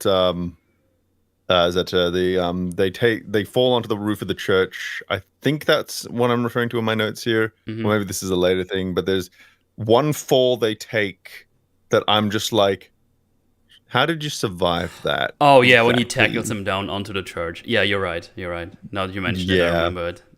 I'm surprised I didn't write that down because I remember raising an eyebrow and I was like, oh, that's pretty far down. That's probably quite gonna the do fall. some damage. Yeah, because normally you have like the grapple breaking the fall or something like that, but with this it was just like, yar. And the mask on under the helmet actually, I think it makes a degree of sense. If we accept the logic that the domino mask is adequate protection for one's identity, it becomes that extra layer of defense where he has the helmet as the first layer. If someone rips that off, there's still the domino mask under there to somewhat obscure his identity. So that just, it allows like a dual layer of protection for his secret identity. So I think that's something neat. I've always kind of liked about the Red Hood thing. He's got that dual layer of protection there. I think Batman's mask is off way too long because there's a lot of houses around. Lots of houses. We see them in the background very clearly. It's like, oh, you might want to put that on right away. You would hope. But yeah, it's like a minute or two where it doesn't have it on. It's like, ah. Is that Bruce Wayne down there? No. Why is he dressed as Batman? I'm cosplaying. We're having a fight. Go away. Oh yeah, go ahead. And did he get rid of the jacket yet by this point in the fight? That's like right after. So they start talking a little bit, and then they continue fighting, and he gets rid of the jacket then with his little super bat match. Yeah, because I got here a good deduction from Bruce that the jacket is probably his equivalent of his utility belt. So much like Jason went for the belt earlier, he now goes for the jacket so that Jason doesn't have access to any of his toys. It shows again they're using the same strategies, they're using the same techniques. They're both anticipating each other because they're both in the same. They're both in the same league because of they both received the same training. Yeah. There, so it's really, really cool to see that. Exactly. So yeah, then at this point they heat each other into a building, which is the building the Joker is in as well. Which I guess it's kind of lucky they ended up in there, but. And we have the classic bathroom without a door. Oh, wait, really? Yeah. If you see on screen, there is no way to get into that bathroom from the inside. Oh, you're right. There's no door. Oh, no. Well, they don't need the door. He just punches him through the wall. That's literally... You have to break things to get in there. That's funny. I didn't even notice that. That's no door. No, it's fantastic. And something I like about the bathroom fight, outside of the fact that there's no door, which is amazing, is that we see Bruce use a lot of concussive force. He's only using as much force as he needs to try and get him unconscious, while Jason is grabbing shards and using them as improvised stabbing weapons. Like, Jason is willing to cut his opponents. He's willing to stab and kill and maim. and cause damage, and that's a big difference between him and Batman. So Batman, I can't really imagine Batman cutting into people. When I saw him stabbing people in Snyder's films, I'm just like, oh, that's uncomfortable. I don't jive with Batman using those kinds of techniques because I just don't There see really it. Well, I is don't no see him as door. yeah. I had to double check. I can't see a door anywhere. That's funny. Yeah, I've really combed over to see if they at least put it in at one point, but no. As someone pointed out, you can't poop with the door open if there is no door. That's true. That is true. Yeah. That's funny. Yeah. Also, like that in hand-to-hand combat without any gadgets, Jason is no match for Batman. Yeah, it makes complete and total sense. Like, he's good, like he's been trained by him, but Batman's still the master. He's still got tricks up his sleeve he probably never taught Jason. Mm-hmm. And then Jason gets knocked through a wall, and I question, should he be more injured by the fact that he gets knocked through it? Absolutely. I was actually surprised they did that. Maybe this is where the door should have been. You could have just thrown him through the door. Yeah, I wonder if it was a door in the script, but then for some reason the animators went, okay, so we got a bathroom. I don't like doors. So... I'm not going to draw one. Yeah. The door killed my father. A bathroom door specifically. Yeah. So yeah, they had the scene. The scene, which is fucking awesome. Oh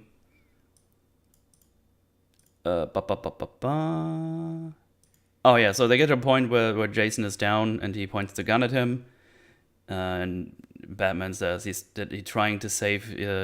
I tried to save you, and man, I'm trying to save you right now. And then Jason specifies that it was never about him not saving Jason. He forgives him for not being able to save him. That's not what this is about. And then he opens the door where the Joker is in. And this is the first time the Joker realizes what is going on. And he is excited. He's like, fuck yeah, this is awesome. Because Joker that's the shit Joker likes. He starts talking shit immediately. What does he say? Oh yeah. Oh, does someone have a camera? Let's take one with me and the boy, and then one with me and Batman, and then all three together. And then me and the crowbar. And then me and the crowbar. And Jason just points it to the ground, puts a gun to his hand, and says, "If he doesn't, he needs to shut up, or he's donezo." He's like, "Okay." I think the line was, "You better keep your mouth shut, or I'm gonna put one in your lap next." Oh right, yeah.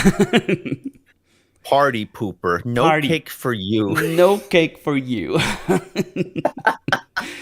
Oh, it's good stuff. It's so good, such good stuff. Oh yeah, and then Jason goes on to say that he doesn't understand how Batman didn't kill the Joker, and that if he would be in Batman's place, he would have never stopped looking for Joker until he put him to hell, or through hell, or sent him straight to hell, aka killing him. And Batman says, I don't think you understand. I don't think you will ever understand. And Jason says, why? Because of your morals? And Batman says, no, because it would be too easy. There's not a single day where I don't think about doing the most torturous and heinous things to the Joker and end him. But if he would do that, that would be a road he would never return from, and he would just do it more. Yeah. And then Joker says, ooh, so you do think about me. Yeah, I think this is such a fantastic climax to this. We have two characters who are extremely fundamentally similar, yet utterly diametrically opposed, both acting on their own established belief structures and both sharing a deep relationship. We have the son making up for what he perceives as the failures of the father, but at the same time refusing to go through with his actions until the father admits his failures. And then we have the father who has a perspective that his son does not, who, far from lacking touch with his desire for vengeance and bloodshed, knows it all too well. This also addresses the question: is Batman responsible for the people the Joker has murdered, because he's just like the graveyards of people he's murdered, all the friends he's killed. I thought that I would be the last one Yeah. you would allow him to kill. And so this brings up the question, like, so for all the people his enemies, for all the people that his enemies have murdered, because is he responsible for that? Jason thought that, he thought he would be the last one, but even the death of his own son was not enough to motivate him into what Jason perceives to be the necessary action. Mm-hmm. So what is keeping him from doing this? What justification could he possibly have? And the lines, I think, are quite powerful here. What, your moral code won't allow it? It's too hard to cross that line? Yeah, No, it's like, God no, Almighty. It's too easy. No. All I ever wanted to do was kill him. A day doesn't go by where I don't think about subjecting him to every horrendous torture he's doled out to others and then end him. Mm-hmm. But if I do that, if I allow myself to go down to that place, I'll never come back. Even as Bruce explains, Jason still, and even as Bruce is explaining this, Jason still doesn't get it. He's made this too personal. He can't see why Bruce wouldn't avenge him if he truly loved him. And that's the thing. He's not just grappling with the fact that he died by the Joker's hand. It's the fact that he doesn't think that Batman truly loved him, that truly cared about him. Mm-hmm. Like, he thought that, he would kill him because he took him away from him. And then there's the other part of this equation, that Jason has gone down into that place that Batman is constantly, every day, trying to avoid going down. Mm-hmm. That he has crossed that line, and like Bruce suggested, he's lost all perspective. And there are some men who can take lives and continue to function. Bruce and Jason are not those men. There are a great many reasons Batman doesn't kill, and this is something that that always comes up. Why doesn't he even pragmatically kill people? Well, for one, he wants a good relationship with the police. Like, that's first and foremost. That's a very pragmatic reason to not do that. He's essentially a licensed PI. He doesn't have that authority there. But he also is thinking about the people that he fights. His mission is to make sure that no 10-year-old boy ever has to go through what he did. And that means that he has to account for the fact that criminals have families and children, and it's also better to reform these criminals and to teach them a better way once he gets them off the street, rather than snuffing out whatever spark is there, no matter how deeply buried. But above all else, if Batman chooses to become a lethal force, he'd become worse than the criminals he'd put away. Yeah. Jason's reign of terror is just a drop in the bucket compared to what an unchained Batman would inflict upon this world. Oh, yeah. Can you imagine an unchained Batman with all the resources he has available? He would just fucking... Yeah, the fucking city would be in ashes. Yeah. He wouldn't stop at Gotham even. Like, he doesn't... Oh, yeah, it would be a whole spiral of destruction. Yeah. So, and the takeaway there is, he doesn't just not kill for his own sake, for the sake of sleeping well at night, knowing he hasn't had to make a tough decision, but he does it for the sake of everyone around him. Yes, people may die when the killers are allowed to live, but better to try and prevent those deaths in other ways than allow the devastation that he personally would wreak if he allowed himself to go down that path. Batman is one of the most dangerous people to have ever lived. Oh, yeah. And he knows it. Yep. Absolutely fantabulous. Oh, yeah. It's great stuff. Oh, it just makes me sad for current media. It really does. It really does. Like, they don't... He talks about his morals and actually takes them seriously, and you don't see him just accidentally kill tens of people every scene or every action scene. It's just good stuff. And Jason just doesn't get it. He's like, what about me? And as someone chat pointed out, why? I'm not talking about Scarecrow or Dent. I'm talking about him, just him. And doing it because he took me away from you. It's like, damn.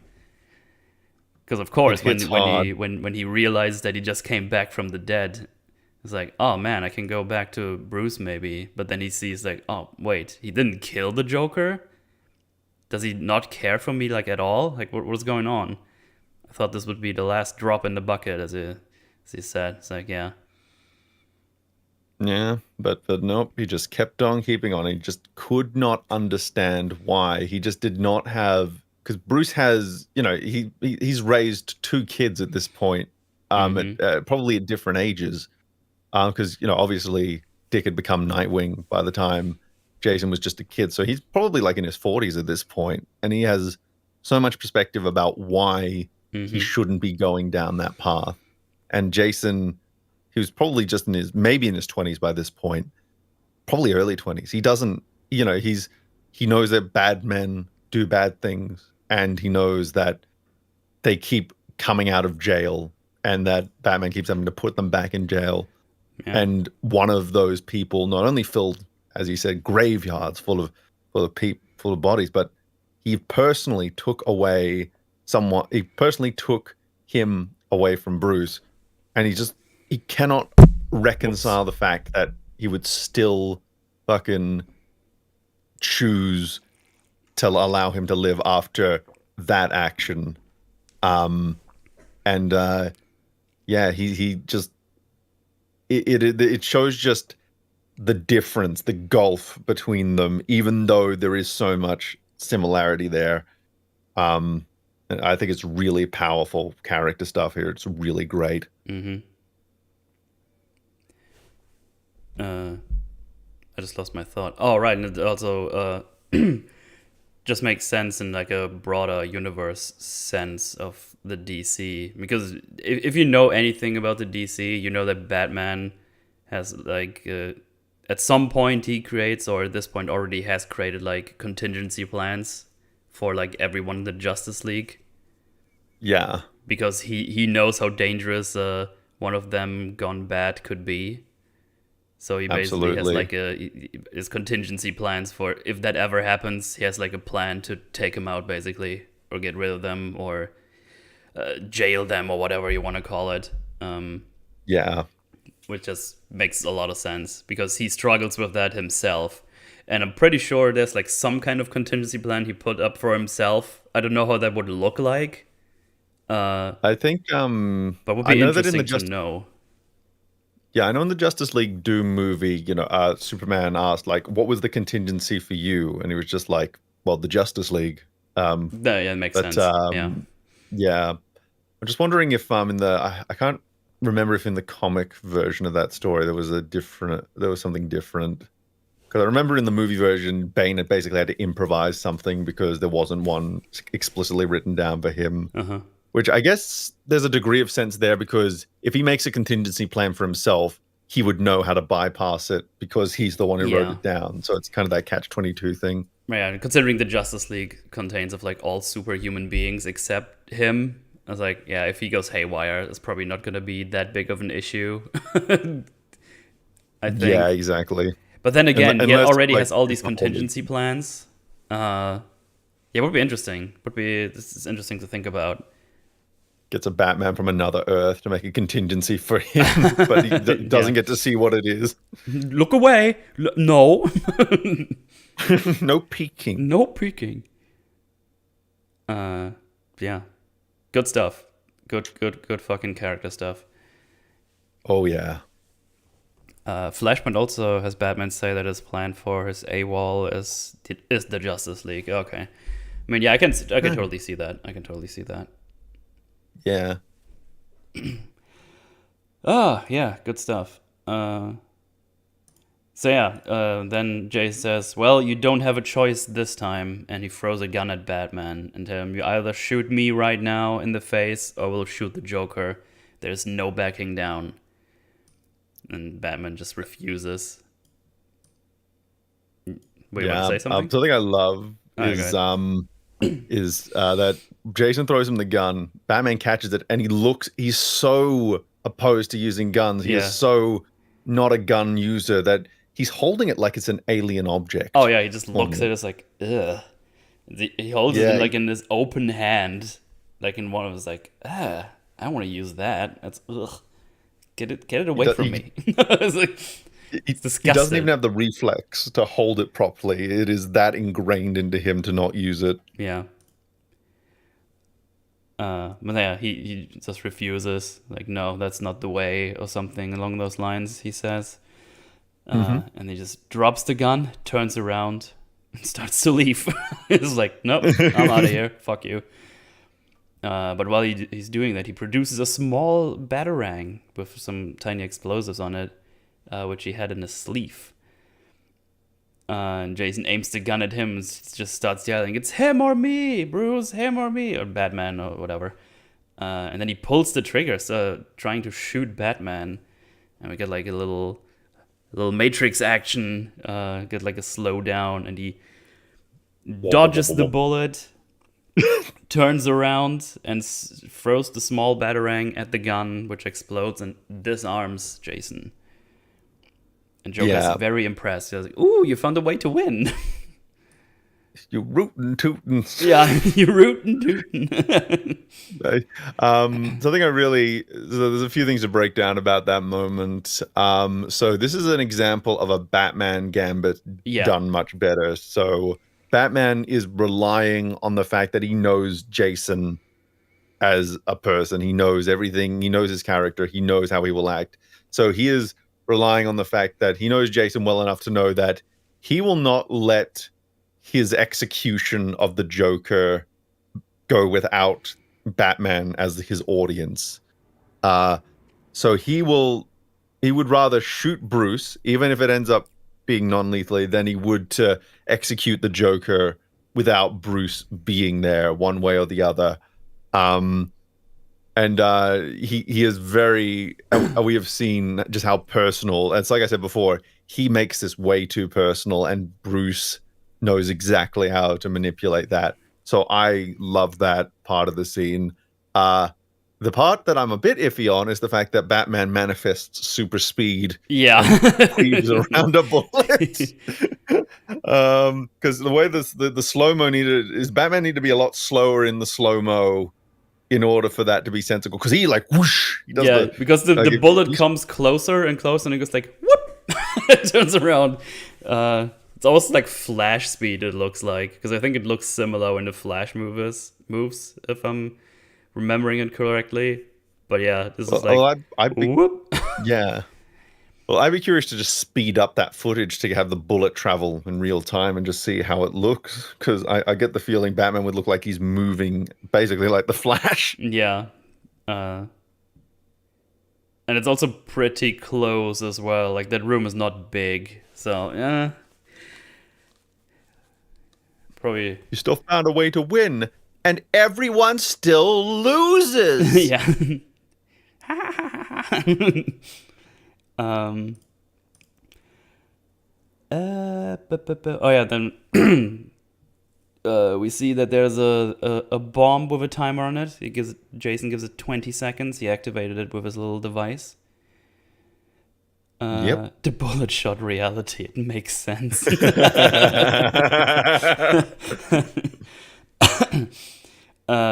So basically giving him another choice. You gotta save me or the Joker. It almost feels like. They don't say it, but this is what it looks like. And then Batman tries to get to the bomb, but the Joker tackles him.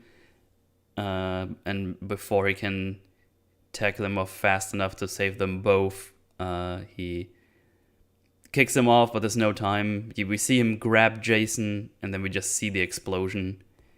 And yeah, the Joker is still alive. He's under some rubble, and yeah, Jason is just gone. He's nowhere to be seen, and we don't see him again. So yeah, I don't know if he's actually dead. We don't know. Yeah. So I got a couple of things. Go ahead. Oh, sorry. No, it's fine. Okay. His let's see. What was it? Looking through my notes here. Oh yes, what I like about this is that, again, we're seeing the parallels between Batman and Red Hood, and it culminates with Red Hood having a contingency, much like Batman always has contingencies. It is him. Red Hood uses his prep time much in the same way Batman does, only he's using it for a much pettier end. So I really like that. What I'm more iffy on is, how did they live How is anyone alive in that room after Yeah, that? yeah. I was about to ask the same thing, to be honest.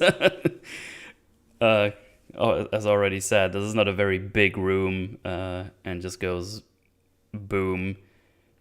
I mean, you can make a very weak argument for their armor, but then we still have the Joker being alive and buried under rubble, and that guy is still fine. He very much doesn't wear any armor. So yeah, Yeah, I think the that's the movie's greatest problem, like power levels, especially yeah, in and all plot in armor. the fight scenes and stuff and shit like this. Uh, it's a Yeah, lot it's of like plot armor and yeah, yeah, it's very cool to look at, but then you have but then you think about it and it's like, wow, look at the chunk it took out of that building, yeah, and then you see how they are just alive but buried under rubble, but otherwise unharmed. yeah. The Joker's just there, not even unconscious. He's just like, ah, ha, ha, ha, ha, this is great, woo. uh, but yeah, Jason is gone. He might have dipped out first. We don't know. We don't see him again in this movie. And pretty much it. We just get some end sequences. Black Mask is under investigation for Joker's escape, but currently out with bail or something, which is Hmm. like 1 billion or some crazy number. Nightwing is just zipping around the city, watching the news on his phone Rooney. Hmm. Um, Raj Al Ghul is looking some telly on his plane going somewhere, just being aware that things are over with Red Hood for now. Um, and we have one last scene in the Batcave, says Alfred, where Alfred asks Bruce if he should get rid of Robin's outfit considering the recent events, and Bruce just says, "No, it doesn't change anything. Doesn't change anything at all." And Yeah, and what I like about this final part is we flash back to Jason, the first time he ever wore the Robin suit, and he's you very know, excited there's about it.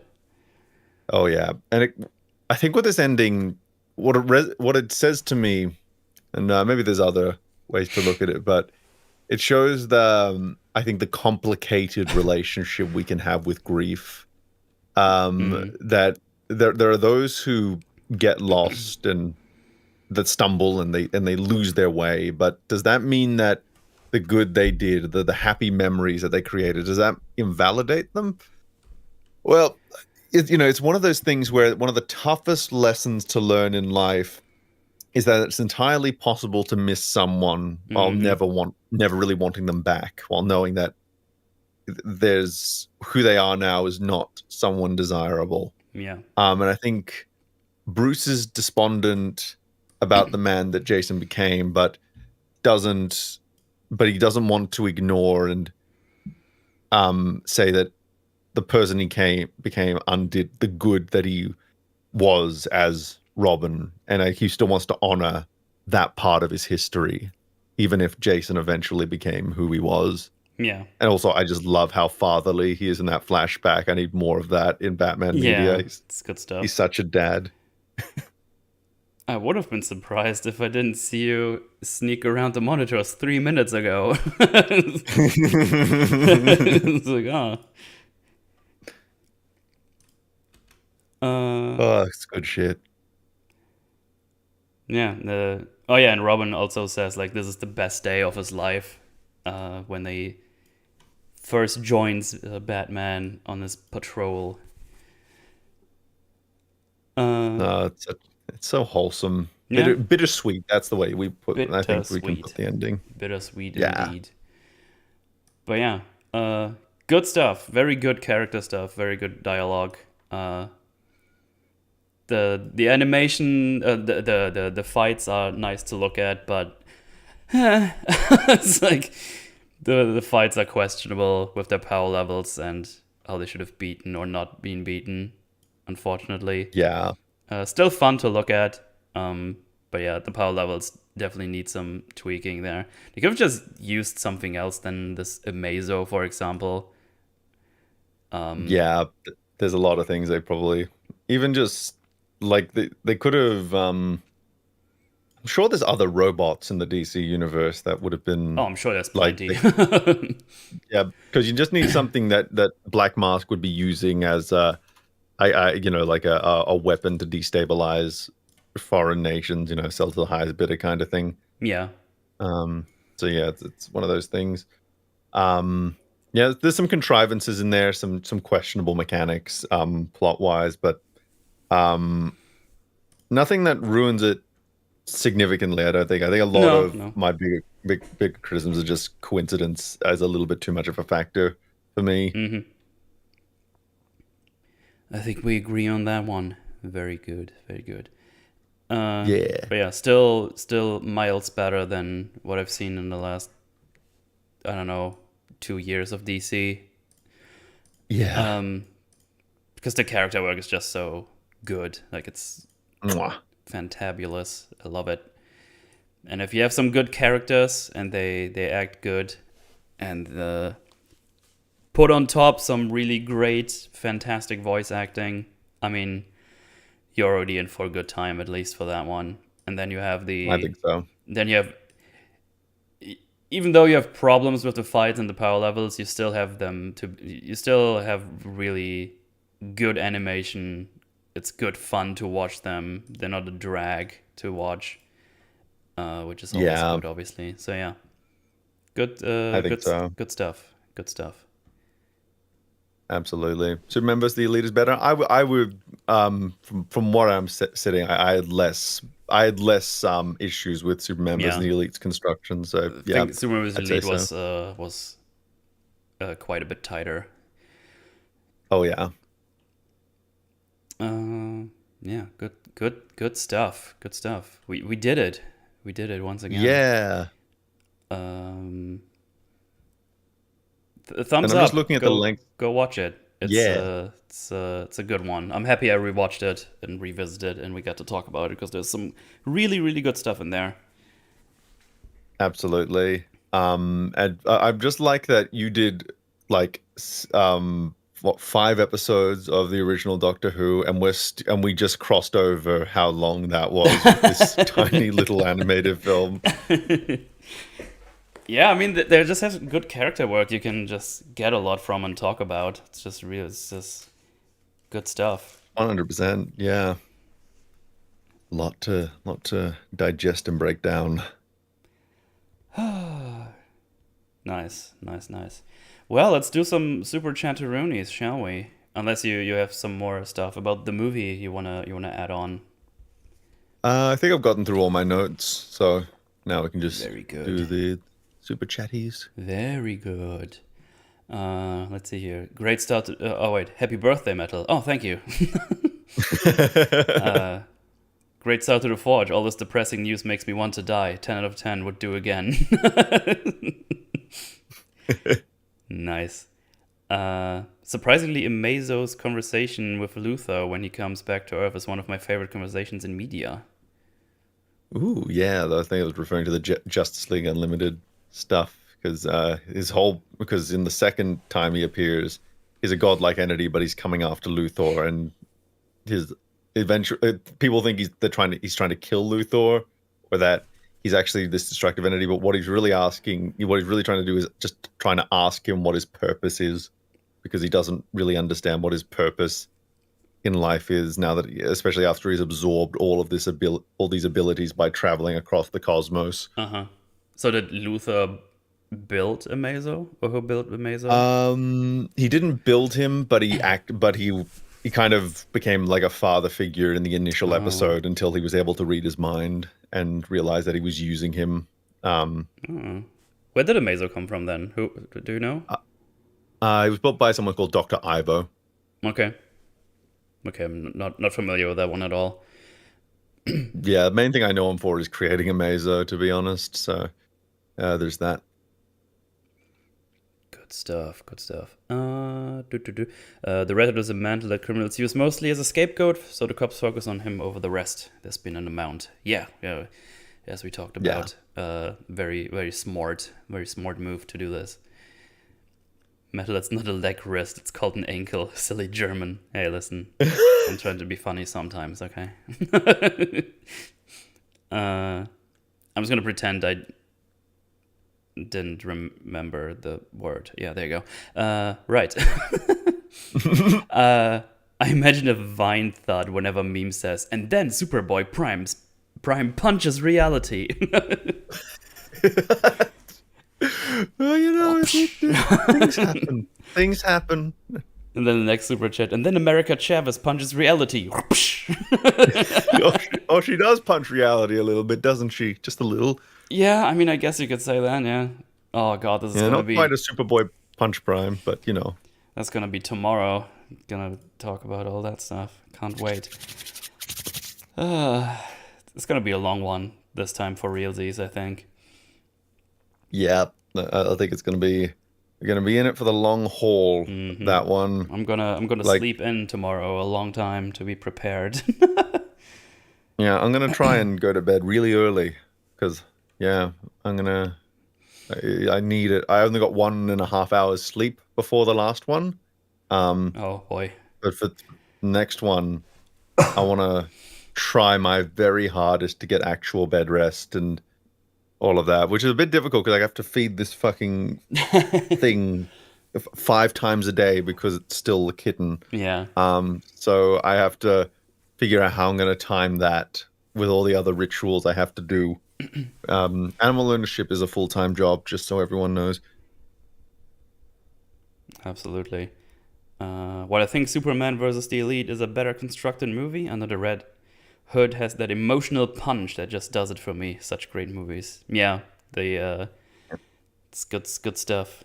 It's good stuff. Yeah, just as far as favorites are concerned, I could see an argument. I could see someone leaning either way. Honestly, it really depends on what resonates with you. And you know, I think both of them resonate with me in quite similar but also distinct way. So it's kind of hard for.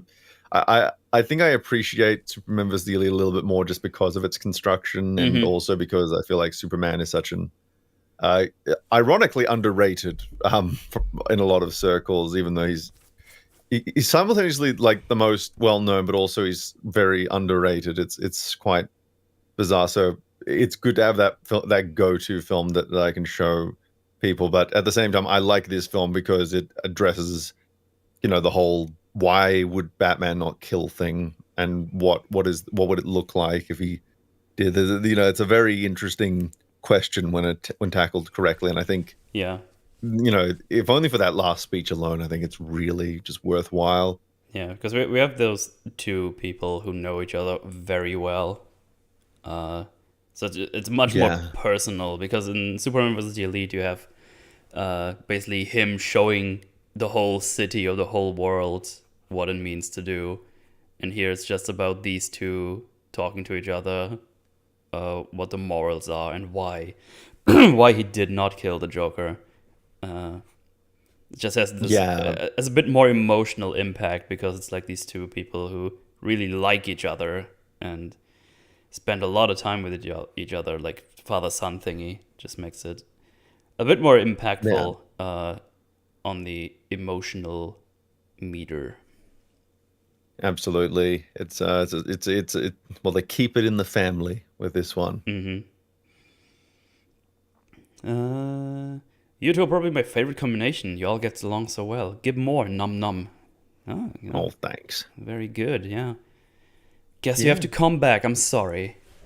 Oh, drat. Ah, dang it. And I think that's the lot of the chats of the Supermans. Yeah. Good stuff. Neato. Well, we didn't quite outdo the last time, but we're only about 10 minutes off. So I can at least hold my place as like the longest of the guests. True, that's true. Yeah, I'm quite happy. I like that you've had Mauler on multiple times, and I twice somehow covering much longer films and yeah, but the last one we did the Ex Machina, and I just did my notes, want to do the chronological thing, and then Myupshi just dropped that bomb with the theory he had that he Oh yeah. thinks that Caleb is actually a robot and he's the actual test of Ex Machina. And so that was like a whole conversation. I was like, oh shit, yeah, that makes a lot of sense actually.